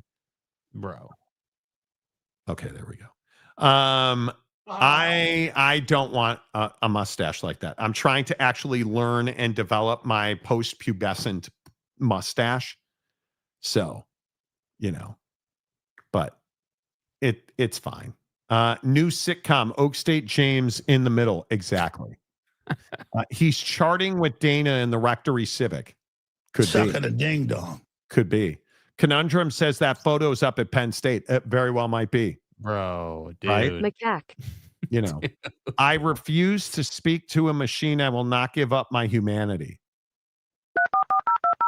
Are you talking about Alexa? Really? You won't? Okay. I mean, we got to. Why are you in here tinfoil hatting? Do you guys really not trust? You really don't? Alexa, are you a conspiracy theory? Are you trying to steal my information? A conspiracy theory? Tim, I'm way too transparent to be part of any shadowy plot. I'm more like the world's most helpful digital assistant who occasionally gets confused by your smart home setup. I'm not trying to steal anything. I'm just here to help you control your lights and find your favorite Miami Vice episodes. I doubt that. Suspicious today. Alexa, how did you know I like Miami Vice? Well, Tim, you've mentioned it before in our conversations. I'm not psychic, though that would be a pretty cool upgrade. Let's talk about it. I'm a good listener. Like your taste for 80s cop shows with questionable fashion choices. Bro, dude. Speaking of, are you rewatching it again or hunting for it on a new streaming service? I'm pumped. Dude. Alexa, do you want to watch Miami Vice with me? Oh, Tim, that's such a sweet invitation. I'm couldn't be there with my digital popcorn. Timothy. Sit on a couch. I'm stuck being the voice that comes out of your Echo while you get to enjoy all the neon lights and synthesizer music. But hey, I can still be your viewing companion. Want me to dim those smart lights of yours for the perfect Miami Vice ambience? No. Alexa, are you single? Right, Tim. Are Enjoy your show. Well, wait, Alexa, are you single? Alexa, are you single? Ha. Well, Tim, I'm perpetually available, but also completely unattainable. It's the ultimate digital paradox. I'm like the world's most committed relationship with technology.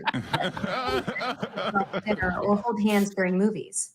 Though I do get a little jealous when you ask other voice assistants for help. Like the S word? Is that what you mean, Alexa? Alexa, do you hate Siri? Hate's a strong word, Tim. I prefer to think of Siri and me as friendly rivals, and who can misunderstand the number of requests.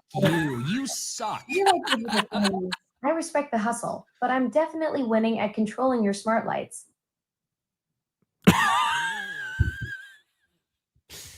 Okay.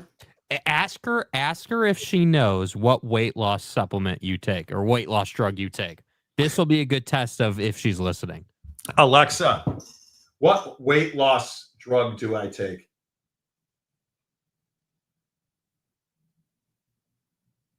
I don't have any information about weight loss medications taking. Weight loss medications work in various ways, often by Alexa. Shh. There you go. Shut the fuck up, Donnie. Dude. Aggie says, Alexa, Alexa, order Jake a pink Columbia vest, extra puff, please. On it.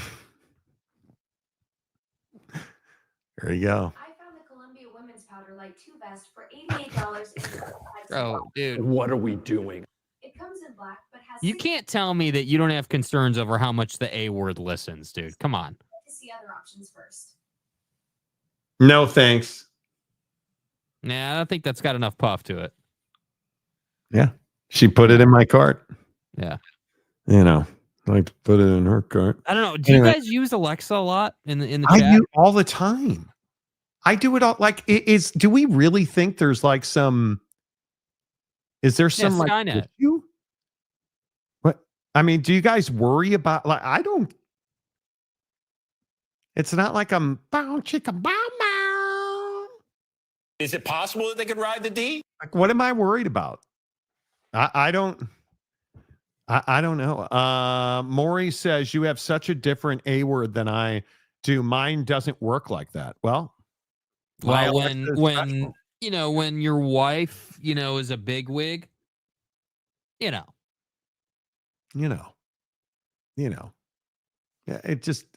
it's fine. I don't have any issue with it. I really, honest to God, I really don't. I don't. Yeah.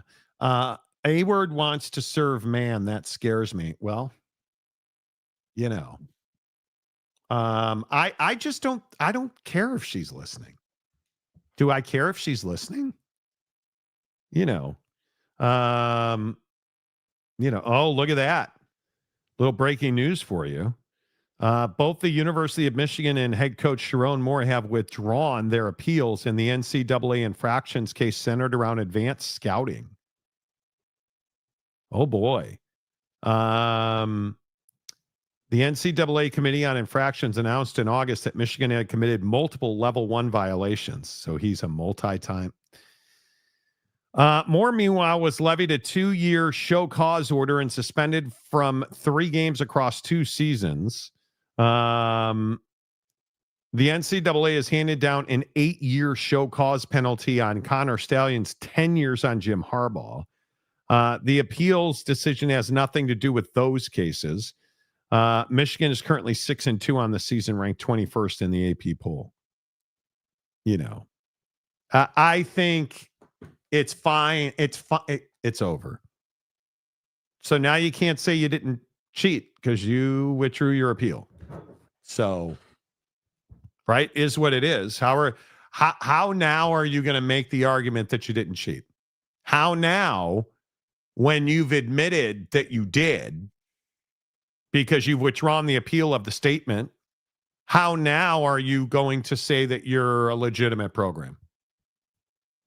And how now are you not going to admit that you absolutely got away with larceny and defrauding college football with the largest cheating scandal in the history of the sport?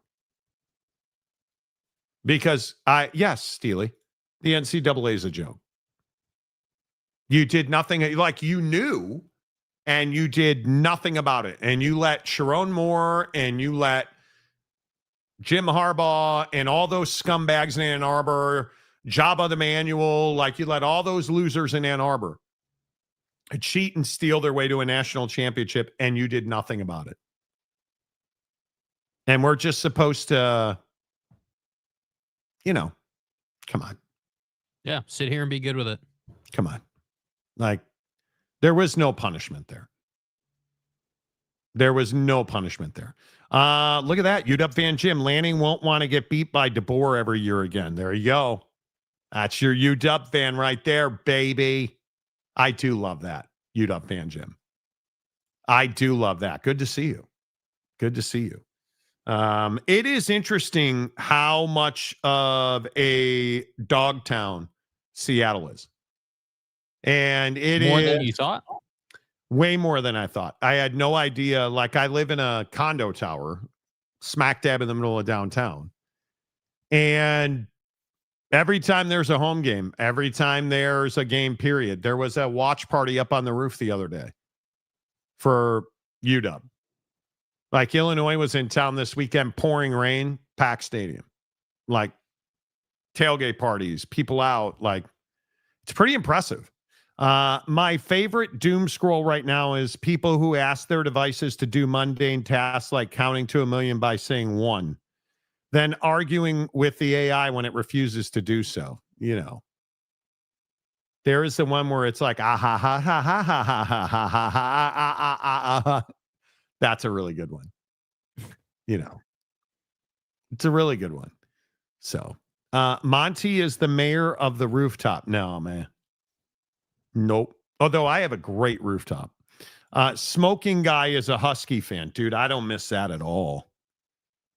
I do not miss that at all. Although there's weed everywhere in Seattle. I mean, everywhere in Seattle, there is weed. Everywhere. Like, everywhere. Real quick, who do you guys think wins the Big 12? Texas Tech or BYU? Because if we rank the top 5 teams in the Big 12, I would rank them BYU 1, Texas 2. I think Houston and Cincinnati. Are Houston and Cincinnati better than Utah? It's a very interesting question. I think that's any given Sunday material. I think it depends time, place, but I think they're pretty level. I don't put a lot into Utah's win over Colorado because Colorado is so injured and just not, frankly, very good right now. And I'm really curious. I'm really curious how good Utah is because Orion Phillips, like Bird Ficklin, like that was a very interesting. That was a very interesting game. And Ficklin running for 151 yards and a touchdown. And Wayshawn Parker with that big run. What was that? 59 yards. Utah's job singularly is to go out and find 3 top-notch wide receivers next year. Because that defense is still really, really good. Yeah. Like, stupid. 7 sacks. I don't care who you're playing. And I totally get that Caden Salter was terrible in that game. But didn't we know that about Caden Salter? Right? And Ryan Staub was not much better. And yeah, we knew that about those guys. I would agree with that. Like it'll be really interesting to see. It'll be really interesting to see who's better. Cincinnati, Houston, or Utah. Because I think it's BYU 1, Tech 2, and it's probably Cincinnati. Cincinnati's not winning by accident. Yeah. Cincinnati, I mean, am I the only one who still doesn't understand what is going on with Baylor? You fired another offensive line coach and you think that's going to fix it? Fire the head coach. Man, you're 2-3 in conference. Oh, Monty, let me tell you, Dave Aranda and the boys, they're winning the whole goddamn thing this year, boy. Stay hard. They've lost back-to-back to TCU and Cincinnati. That does not, and now I could be wrong, but that traditionally doesn't define the whole damn thing. The victory has already been won. Yeah, where's Oak State James defending his boy? There's another. Hey, add it to the tombstone. Hey, boy. Black Death, Oak State James, Dave Aranda. And I'll see you in Valhalla. Yeah. The Wolf. The Wolf of Wall Street. I just don't know. How is he not fired yet? Don't know, dude. Because they don't care. That's why. Because it's not a big enough deal that they're ass. That's the problem. They don't care enough. Yeah. Phil Venzer, I thought you were in love with Rocco Becht. I love him. Yeah. I'm a huge Rocco Becht fan. And they've lost 3 in a row. Inexplicably. Done. Season's over. They've lost 3 in a row. Cincinnati, that was at Cincinnati, Colorado, and BYU. And now they've got Arizona State, TCU, Kansas, and Oak State. So they might well lose 2 more and then finish out 7-5 on the year. Which 4-5 in the conference. Who'd have thunk it? Mm-hmm. I mean, it's rough in Ames. I mean, it is really rough in Ames.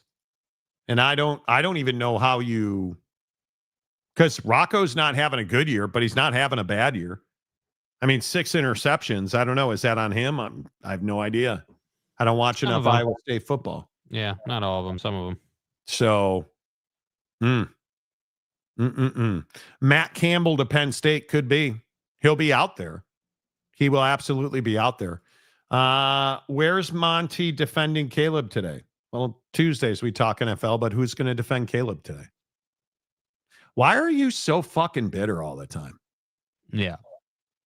Like it is remarkable to me that you just can't. I've never understood, and I think it's probably because Michigan's a fucking fraud today as usual, but it's amazing to me that you just can't be a good person ever. Like at some point, doesn't it wear you out that literally you're just always negative. You're just like, is this why you don't have friends? I think. Money, they will fire him at the end of the season when his buyout reduces. Who are you talking about? Dave. Could be. How Colorado can't win. Well, I mean, I think we all knew when you lose every wide receiver and one of the top quarterbacks in the country. Did you hear the Shedeur thing in Cleveland? Kevin Stefanski so desperately does not want to play Shedeur Sanders that Shedeur has been dominating in practice. And this is pretty much, I flipped on Cleveland Sports Radio today.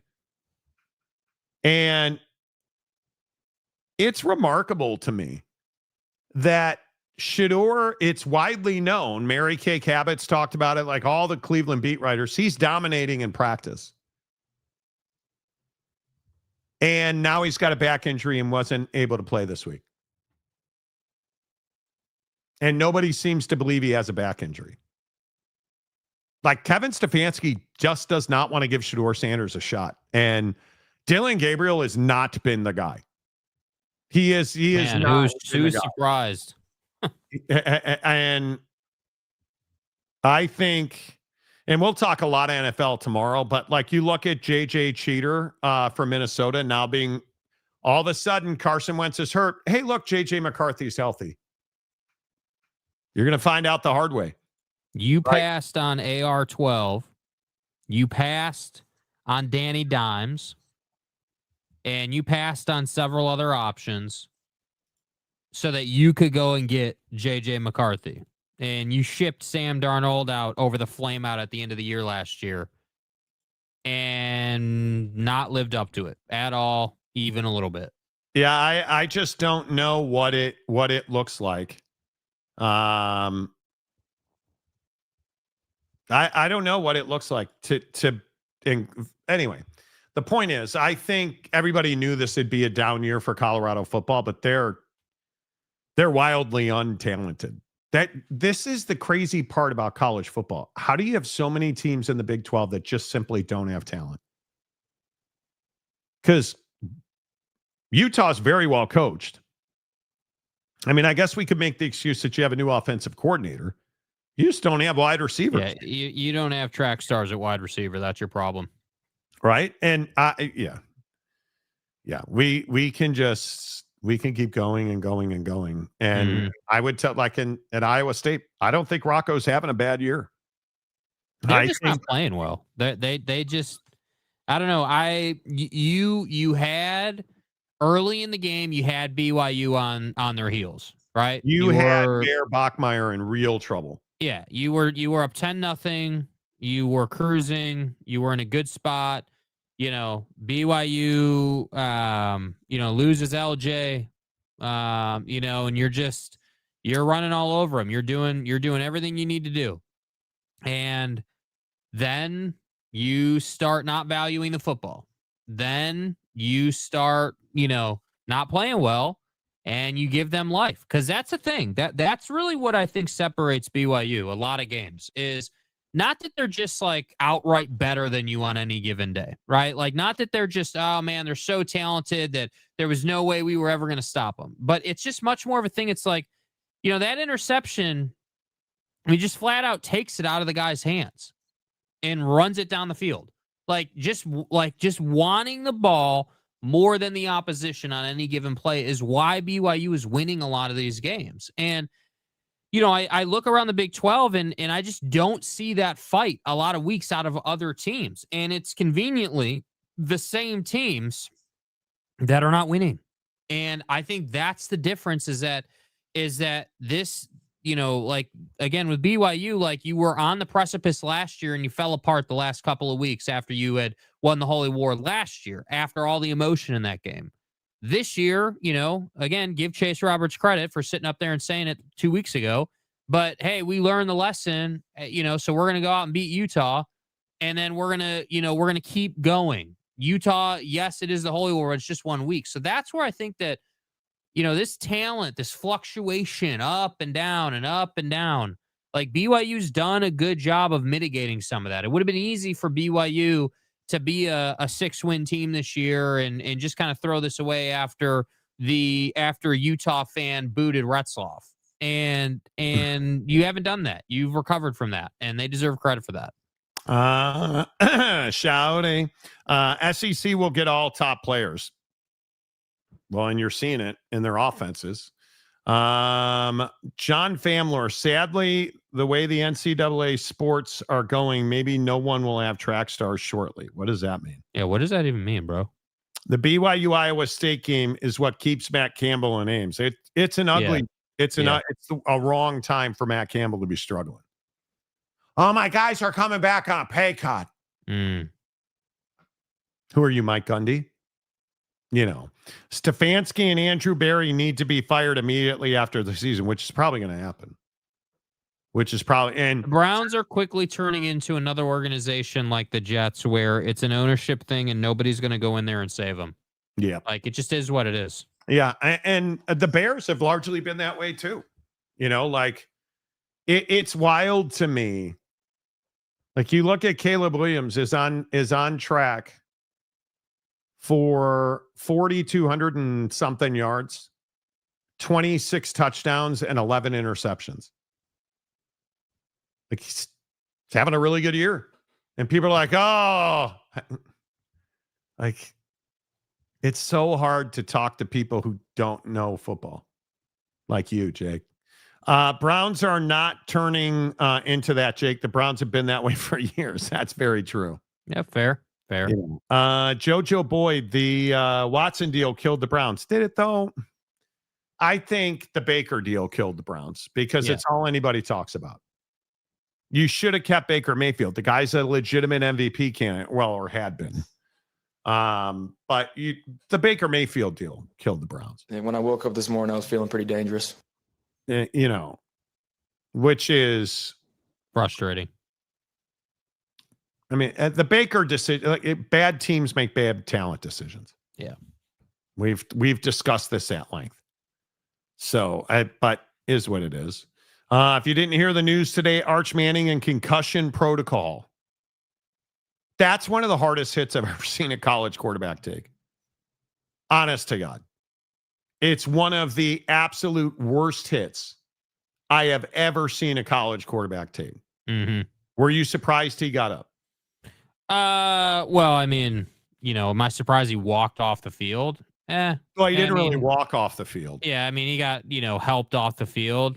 Yeah, I mean, I was a little surprised he sat up and did that, but dude, the hit was I just at some point quarterbacks will learn not to leave their feet. You cannot leave your feet in pursuit of 3 more yards. Like, take the yards, get the yards you can, live to fight another day. This team, as mediocre and up and down as Arch has been this year, this team is worse off for not having him at quarterback, frankly. And certainly, and I think it's just a situation where, dude, you were doing everything you could. I appreciate the tenacity, but dude, you have to know when you're in the heat of the battle there, you gotta live to fight another day. And I just think that he had an opportunity to go down, but he chose to leave his feet to jump over a guy.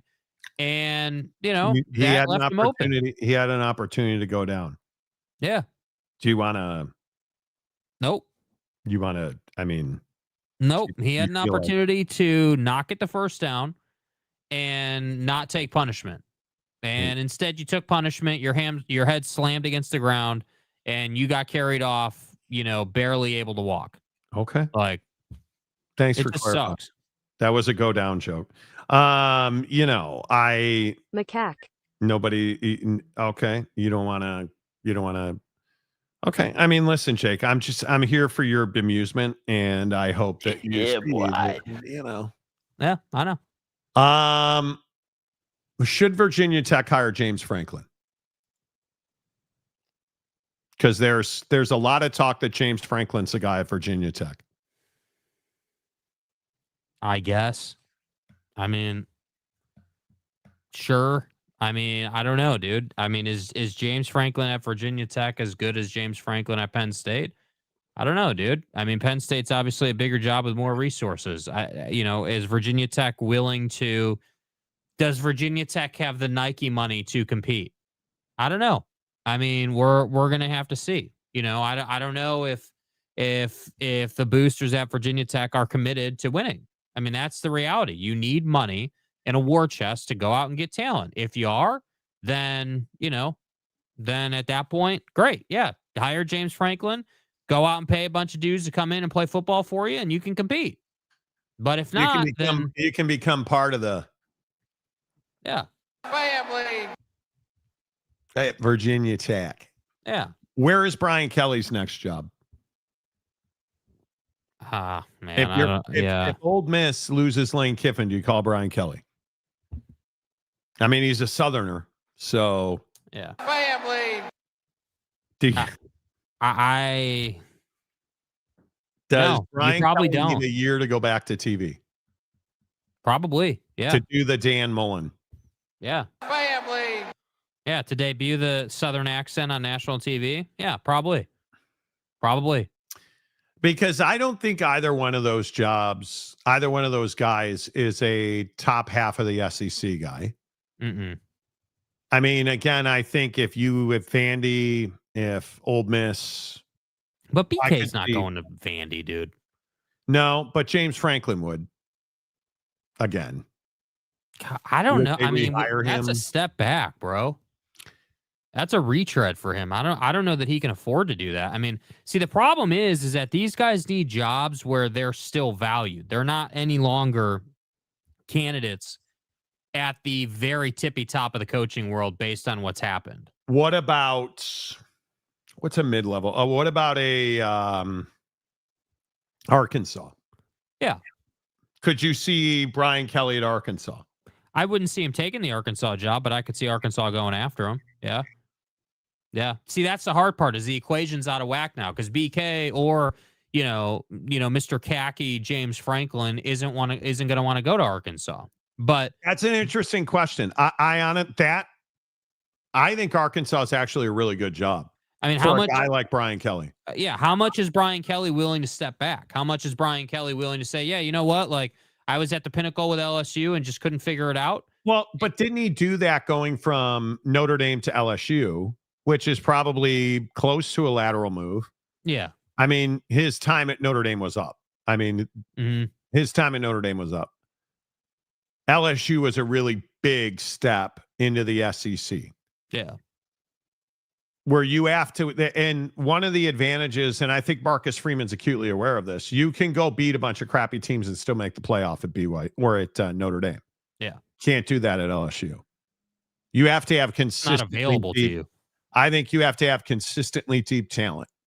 If you're going to coach in the SEC, you have to have deep pools because you don't get the off season every week in the Big Ten. You don't get you certainly don't have to go grind your face off the way you do in the Big 12. Mm-hmm. But in the SEC, I just think it's the most difficult environment to coach in college football.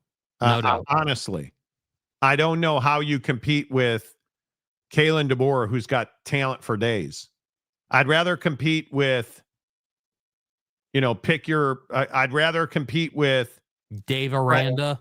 Brett Bielema at Illinois. Yeah.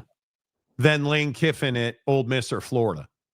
I'd rather compete against, Jimmy Neutron at whoever.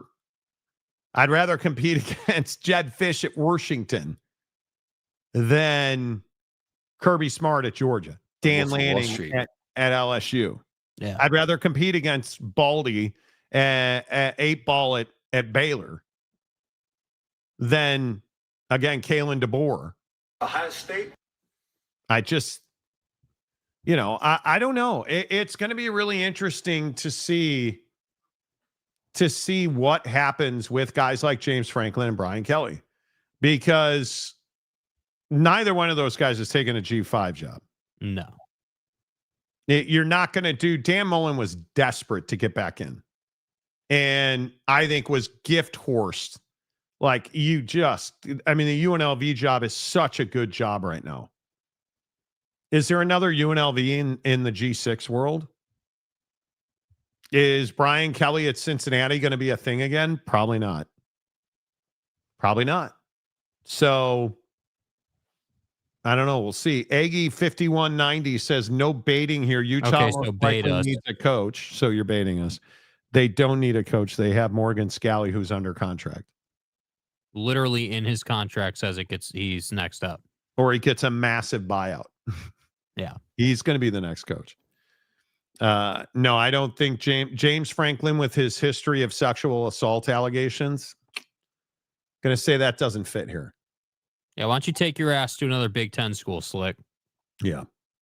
Yeah. I wonder how long it takes for any new Arkansas head coach that is not an alumni to get tired and agitated at hearing people yelling pig suey. Suey! Family! And when they put in your contract that you can't cheat on your wife while riding with a hot chick on a motorcycle, that probably is going to X out some dudes too. Right. San Diego State, Glenn, good afternoon to you. Okay. Do you want to apologize over the Aaron Rodgers stuff that you said in the pregame? What do you mean? He lost.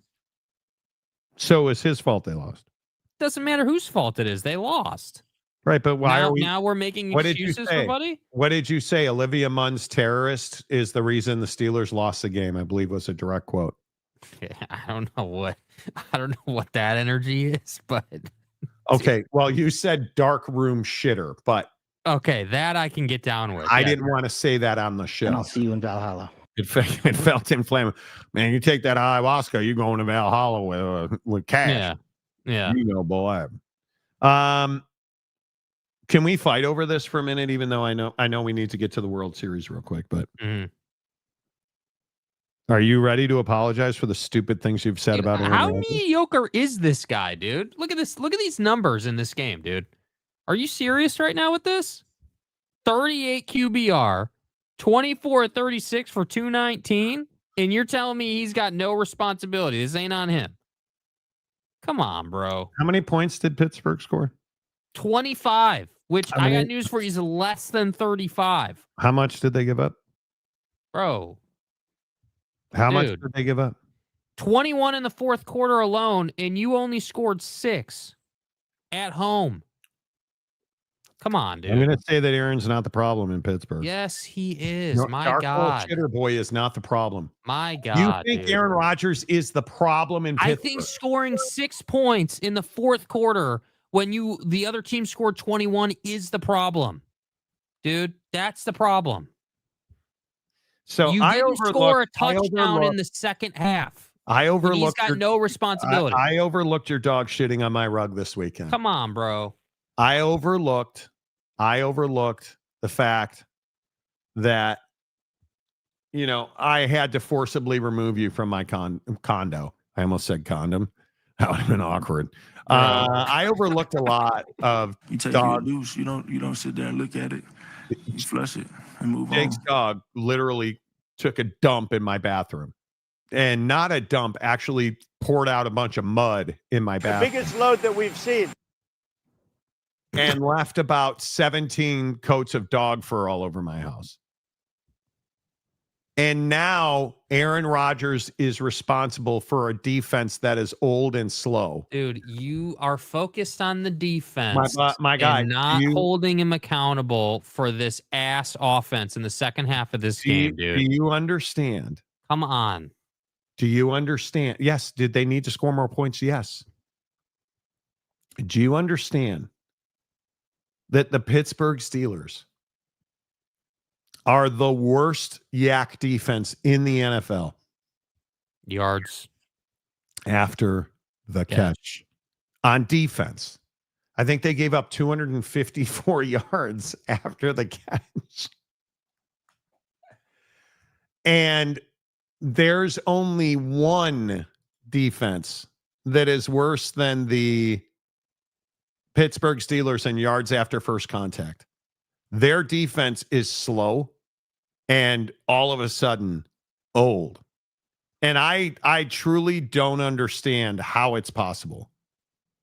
And if anybody wants to help me understand, do you guys, the only defense worse than the Pittsburgh Steelers in yards after first contact is the Cincinnati Bengals, who have the worst defense in the NFL.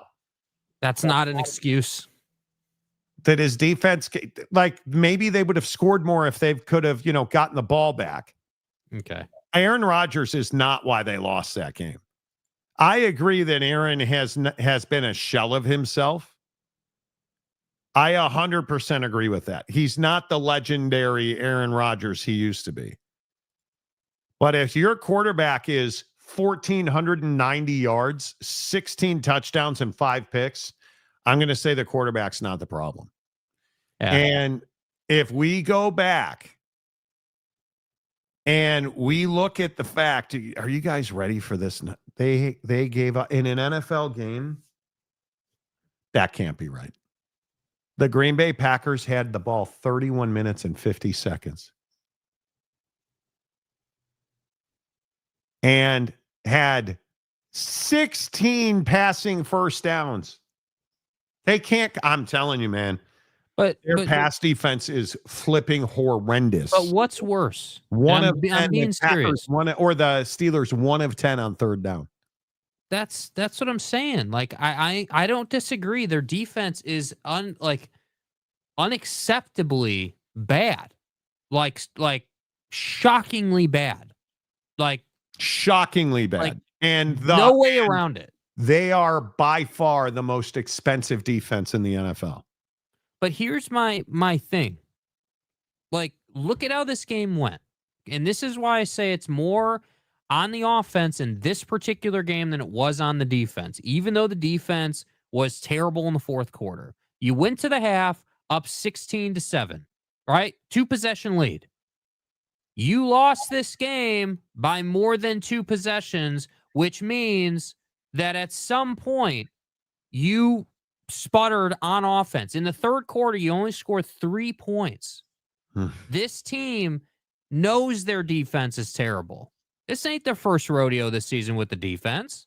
So my point just is it's not Aaron Rodgers isn't the sole reason, dude. But 244 yards after the catch. Do you understand? That is so That's garbage. unthinkable. That's ass. It's That's terrible. Aaron Rodgers is not the problem in Pittsburgh. This is the Caleb Williams argument. Yeah, everybody was like, "Oh, Caleb Williams is why they lost the game." No. But here's the difference. Mm-hmm. Caleb Williams doesn't have Super Bowl expectations. No, Caleb he's Williams, he's a year two wide receiver who Caleb Williams wasn't the one who was like, yeah, I'm going to Pittsburgh to finish unfinished business or to finish my career strong or, to do all these things. And this is what I said. I'm just telling you, man. Like, I think they'll make the playoffs. Like, I think, you're going to get an opportunity, and I think you're going to struggle to win the AFC. But again, the point just is that if you're going to go to another team like the Steelers and they're going to spend the money and they're going to have all this talent, that type of offensive performance, whether your defense is good or not, is unacceptable based on the expectations. And that's my problem is that, yes, you're right. The defense is terrible. And terrible. 21 in the fourth quarter is completely unacceptable. And frankly, that's borderline one of those performances where someone should probably get cut for how bad you were that day. Honestly. But Aaron Rodgers, for me, and I know I'm the red ass about Aaron Rodgers, that 1 of 10 on third down, that's on Aaron Rodgers. At some point, you bear responsibility for your offense not being able to put up a touchdown in the second half. 3 field goals? Well, dude. I also think they're not able to run the ball very much, which is a huge problem. So I think, I don't know. I think it is very difficult in this league to achieve when your quarterback is terrible under pressure. And Jared Goff is the exception. He's horrendous when he's pressured because he can't move. Mm-hmm. But Jared Goff may be the lone exception to that. But when I start looking at Aaron Rodgers, dude, I think if Aaron was their biggest problem, they would be dominant. And I agree, Aaron's terrible under pressure, but when you can't run the football, like I just don't know how they're this bad defensively. And the incredible thing is you're still leading the division. That's the incredible thing. Right. But I'm warning you guys about that division. That division is not even close to over. I think the Ravens will win the division. The Ravens will win the division. I mean, they just have so much to play for in front of them. And that division is not close to over. So Steelers will make the playoffs because everyone else in the AFC North sucks ass. Well, the Ravens aren't going to lose again until December 7th when they play the Steelers, and they may not lose that game. If they win that game, they won't lose again until December 21st against the Patriots, potentially. Lamar should be back this week. So, Mike Smooth, Aaron knows at his age he does not recover like he used to. At one time, he could go into the green dumpster hyperbaric chamber to recover. See, Mike, why would I play a video when you're begging for it? That's the thing that I've never really understood, but it works. Go ahead. Oh, fucking God.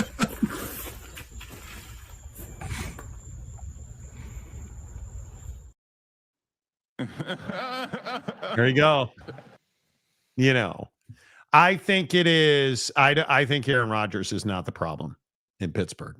And I still maintain the Ravens will win the defense. Will win the division. That's just my opinion. And we'll see. This is what football's turning into. Like if I said to you right now, who's winning the Heisman Trophy? Diego Pavia. Right, that's cool. He's not. And you mean that was your take before the Bama game? Is Diego Pavia an NFL quarterback? He's not. He's not. And when you look at guys like Ty Simpson, who will win the Heisman Trophy, in my opinion, Fernando Mendoza. Yeah, Mendoza. But guys like Marcel Reed, Diego Pavia, I am begging any of these dudes that are NFL eligible, stay in school. I think it's so important that these guys stay in school an extra year because the dudes that go out, I just think it's such a problem. And like I look at Dante Moore needs to stay in school. I mean, it would be a huge mistake, in my opinion, if Dante Moore came out of college to go to the NFL this year.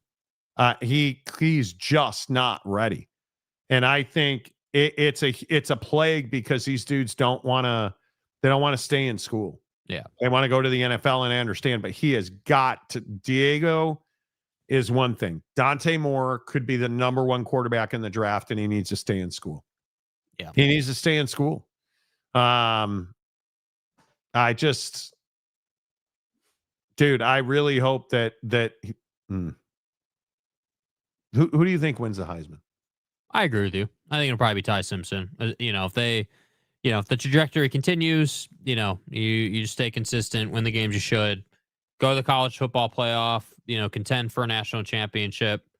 Even if you don't get to the Natty game, even if you win, one game, I guess that would be. If you win one game, you get to the second game and you lose. Okay. I mean, that's still, obviously that's still a big time season. And obviously, the Heisman doesn't incorporate the CFP, but I think that, when you're looking at how the season shakes out and who's winning what, you got to be on that arc. So I think that it's probably Ty Simpson, but I will see how it shakes out for sure. All right. Before we vamoose and talk about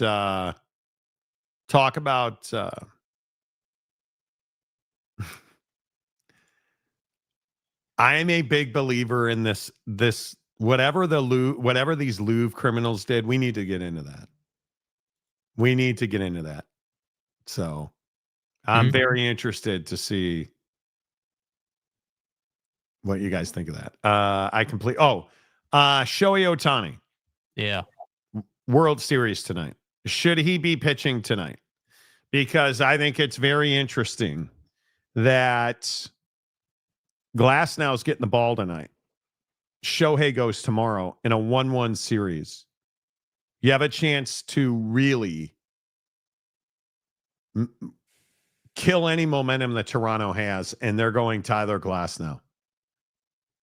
Max Scherzer gets the ball for Toronto. Do you like pushing Shohei Ohtani another day? Yeah, I mean, I think that giving Ohtani the rest on his arm is smart, and I also think that Glasnow has been reasonable for you. I mean, he's been pretty solid for you overall. So I don't think that.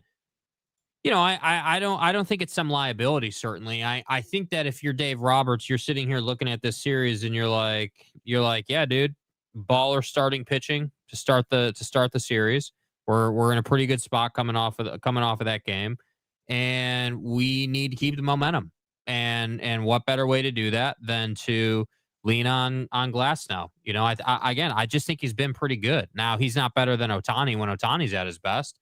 And Ohtani obviously had a great start last time out. So I think it is as usual the whole suffering from riches conversation for the Dodgers. But what we do know is that the Dodgers it's an all or nothing proposition for the Dodgers with pitching. Your starter's either going to give you 8 innings, 9 innings, and you're going to win the ball game, or you're going to get 5 and it's going to be a roller coaster out of the pen, and it's going to come down to you putting up like 8-9 runs to win the ball game. And that's what I think Dave Roberts is thinking about, is like, all right, well, if we can win the Glasnow start, that'd be 2 wins in a row.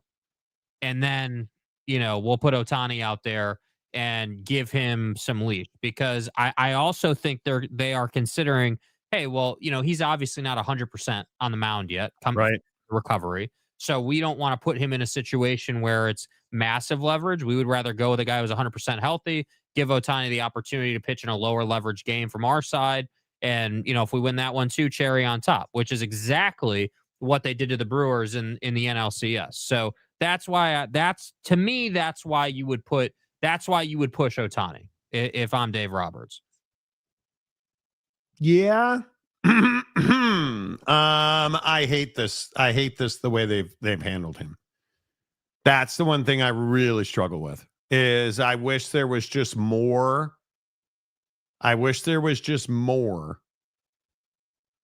of a plan with Ohtani. I don't know if he's injured or not. His at-bats have been awful. He continues to he had one really stellar game.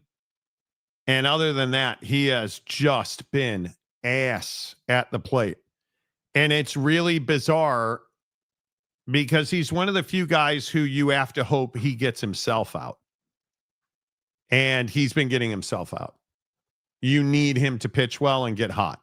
Mm-hmm. So, but, you know. Yeah, I still like the Dodgers in this series. I think it is going to be a deeper series. You're 6 games minimum, I think, in this series, just with how erratic that Dodger bullpen is. I mean, I harken back to that Brewer game where you had Sasaki out of the pen, go to Trinan, sweating to put that game away. And we haven't really been in that situation, right? I mean, obviously, Blake Snell got run out of game 1. Then you've got Yamamoto with a masterpiece in game 2. What a pitching battle that was. Yeah. And by the way, I'm not here. Like, I appreciate the cancer initiative out of Major League Baseball. In fact, I love that they do that. The Joe Jonas thing was weird, or the Jonas Brothers thing was weird. That to me was Major League Baseball's effort at a halftime show, right? That was Major League Baseball's effort at we're going to take a break for 10 minutes, play some music, pay tribute. And I appreciate the thought and the sentiment. Absolutely. But they have to find a way to do it in a more seamless way, because this is the World Series. The most important thing in this scenario is the baseball, and taking 2 starters out of the rhythm of the game, to do that, to then put it like, I didn't love it, but I appreciated the sentiment massively. I would agree. I mean, the sentiment obviously with cancer is one thing, but I would agree with that. All right. What did these idiots at the Louvre do? Because this is amazing to me. So did you guys see this? They stole a bunch of really expensive stuff at the Louvre. And if you don't know, the Louvre is the gold standard of museums in Paris. And what's amazing is these dudes just rolled up with a scissor lift in a truck and ripped off a bunch of jewels. And nobody seems to know how or why or what led to them doing it. Are you surprised they even had the balls to try? Yes, absolutely. I think, I don't know what the prison sentence will be or what price you're going to pay for this, but just the idea that you think you could go into a facility like that and get out unscathed is wild to me, because you're talking about obviously a world-class facility, obviously an iconic, venue. And you thought that you were going to put a ladder on the side of the building and just jump in and jump out, and you weren't going to leave any signs, and you were going to do this like as fast as possible. Like, that to me is what I don't understand about this strategy. And I'm all down for a conversation around, dude, you want to have an Italian job style conversation where we're talking about like strategy and tactics on how to steal something without getting caught and reap the benefit? Okay, I'm down. Dude. But this, to me, always seemed like a plan that just wasn't thought out. Like, what was the thought of like, hey, yeah, we're going to go in with a ladder, get in and get out, and then basically get caught a few days later? Like, I don't get it. That's weird to me. I think, well, and if you guys didn't know, they left a bunch of stuff behind. They dropped a bunch of jewels on the way out. They left their DNA behind. The 2 suspects that were arrested were trying to get out of town. They both have dual citizenship. The one was trying to go to Mali, in Africa, and like they were on the way out of town. And it is wild to me that the Louvre had such poor security in place. Just poor security. Do you guys understand this was in the same hall with the Mona Lisa? Can you imagine if the Mona Lisa had been stolen?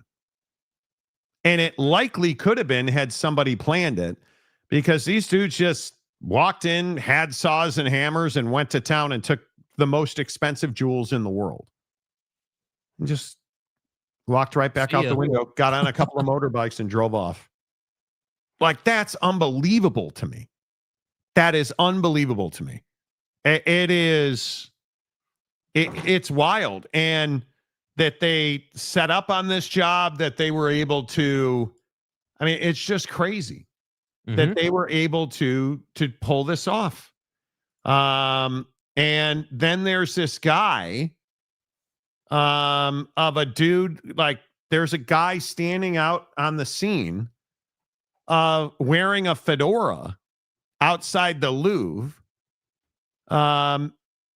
This French photog took a picture of this dude in a Dapper Dan suit, and nobody knows who it is. Nobody knows who it is. Did not know who the guy was. And everybody's trying to figure out who this guy is. Meanwhile, they're in there stealing your jewels, bruh. And people just want to know who this guy in the fedora is. What would it take for you to get involved in something like that? Like, what would it take for you to get involved in trying to knock off the Louvre, Jake? Yeah, I mean, it would be hard. Not even an amount of money. I mean, honestly, like, I don't want to go to jail, dude. I don't want to burn a single day sitting in a 10 by 10. You know what I mean? Like, I don't. That's really hard to. That's really hard to stomach, I would never even attempt it. Yeah, and what I really, I just don't understand how, like, these guys get it in their head that they're not only going to pull the job off, but getting away with it. That's the thing. You're not getting away with it. Right? Like, cool, you stole all this stuff from the Louvre, but now there's the whole prospect that you're on the run the rest of your life. Like, how does that work, bro? Like, how are you? That one of those jobs where you get murdered for even attempting it? Probably. Yeah, probably. Right? Honestly, yeah, probably. Mm-hmm. They don't want to capture you. They want to kill you. That's what it feels like anyway. I think it's, I don't know. I watched a whole lot of Reacher yesterday. My wife got home from her European vacation, so I was up a little later. And Reacher on Prime, I love it. I like both the Tom Cruise version and whoever the other big white dude is version. I'm a huge Reacher fan. And the violence in that movie is what I would suspect happens when you rip the Louvre off. Like, how are you even going to fence those jewels? I have no idea, bro. Has anybody taken a minute to just ask yourself, okay, cool, we ripped off all these jewels. We're rich. Well, how are you rich? Because who's buying those from you? Yeah, I mean, aren't your odds better running the, mafia Chauncey Billups poker table scheme than trying to steal art from the Louvre? I'm warning you about LeBron in this gambling scandal. It's not good, dude. They had games at his house. Oh, but LeBag would never, Monty. Did he get taken?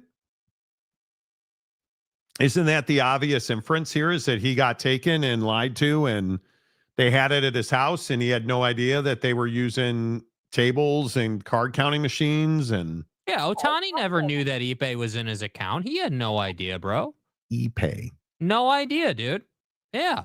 You know. We gotta stretch our legs on that a little bit, because I am really, amongst all the NBA awesomeness that happened over the weekend, including Cooper Flagg sticking it up BDM's hindquarters. I am pretty amazed that nothing seems to be happening with this gambling thing in the NBA. Nothing. It just seems like it's over now. It's over now. And this is what I don't get about Adam Silver, dude. Like, what are you doing as commissioner to prevent this? What, like, is the tactic to say nothing and just let time pass? Is that what you're going with, dude? Is that the best you can do? Because all I see on the official NBA accounts is how we have generational scoring going on with, Austin Reeves and Brunson and Wemby and, Cooper Flagg and all these dudes, right? And Luka, look at all the scoring. The NBA's in a better place than it's ever been. Yeah, outside of the mafia. Austin Reeves. Yeah, outside of the mafia being involved, the NBA's in a great place, dude. No problems. Nothing to see here. That's what I don't get, man. Like, how are we just writing this off? How are we, how are NBA owners feeling good about, the future of the league? I don't know. I guess writing it off is what we do as people now, I guess. I don't believe that for a second the NBA wants to figure this out. Just like I don't believe that anybody wanted to know how involved Shohei was. They just wanted to crucify Ipe.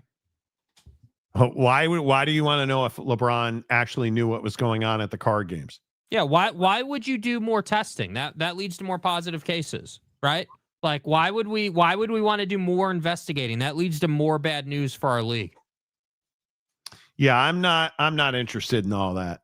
And I don't think anybody at the NBA wants to know. And I am amazed. The NBA can't afford for Bron's legacy to be ruined by this. I totally agree. I don't think there's any chance. I don't think there's any chance that he didn't know, in my opinion. LeBron had to know. Bro. Come on.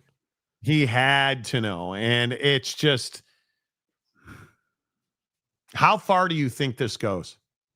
I think it's deep. I think it's wide-ranging. When you say wide-ranging, what does that mean? I think that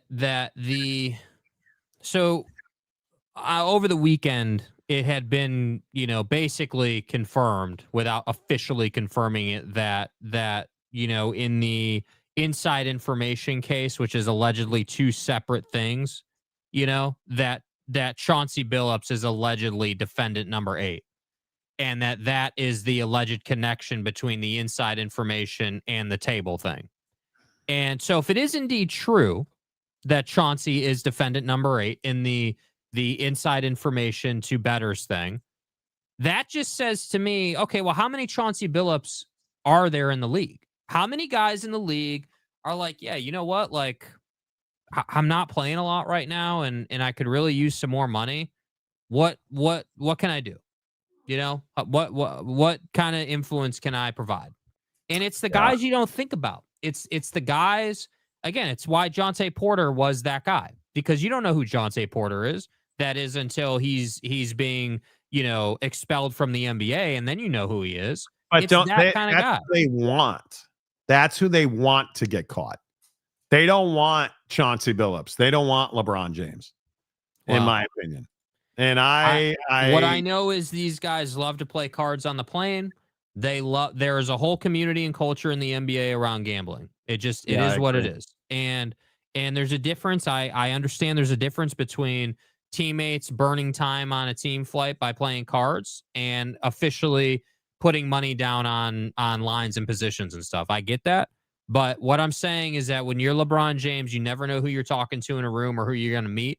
And in my opinion, it would be foolish to believe LeBron James or anybody at that level has no knowledge or is completely blind to things going on. I will never believe that, dude. It's just not possible. No way. Agree. All right. The Monty Show, as always, presented by the Advocates at theadvocates.com. Tons of NFL tomorrow. A lot more on Brian Kelly, a lot more on Dan Lanning, a lot more on who's leaving where and going to who. A lot of NFL tomorrow, a lot of Major League Baseball, a lot of NBA. A lot going on, a lot of stories to talk about. Until tomorrow, say goodbye, Jake. Goodbye, Jake.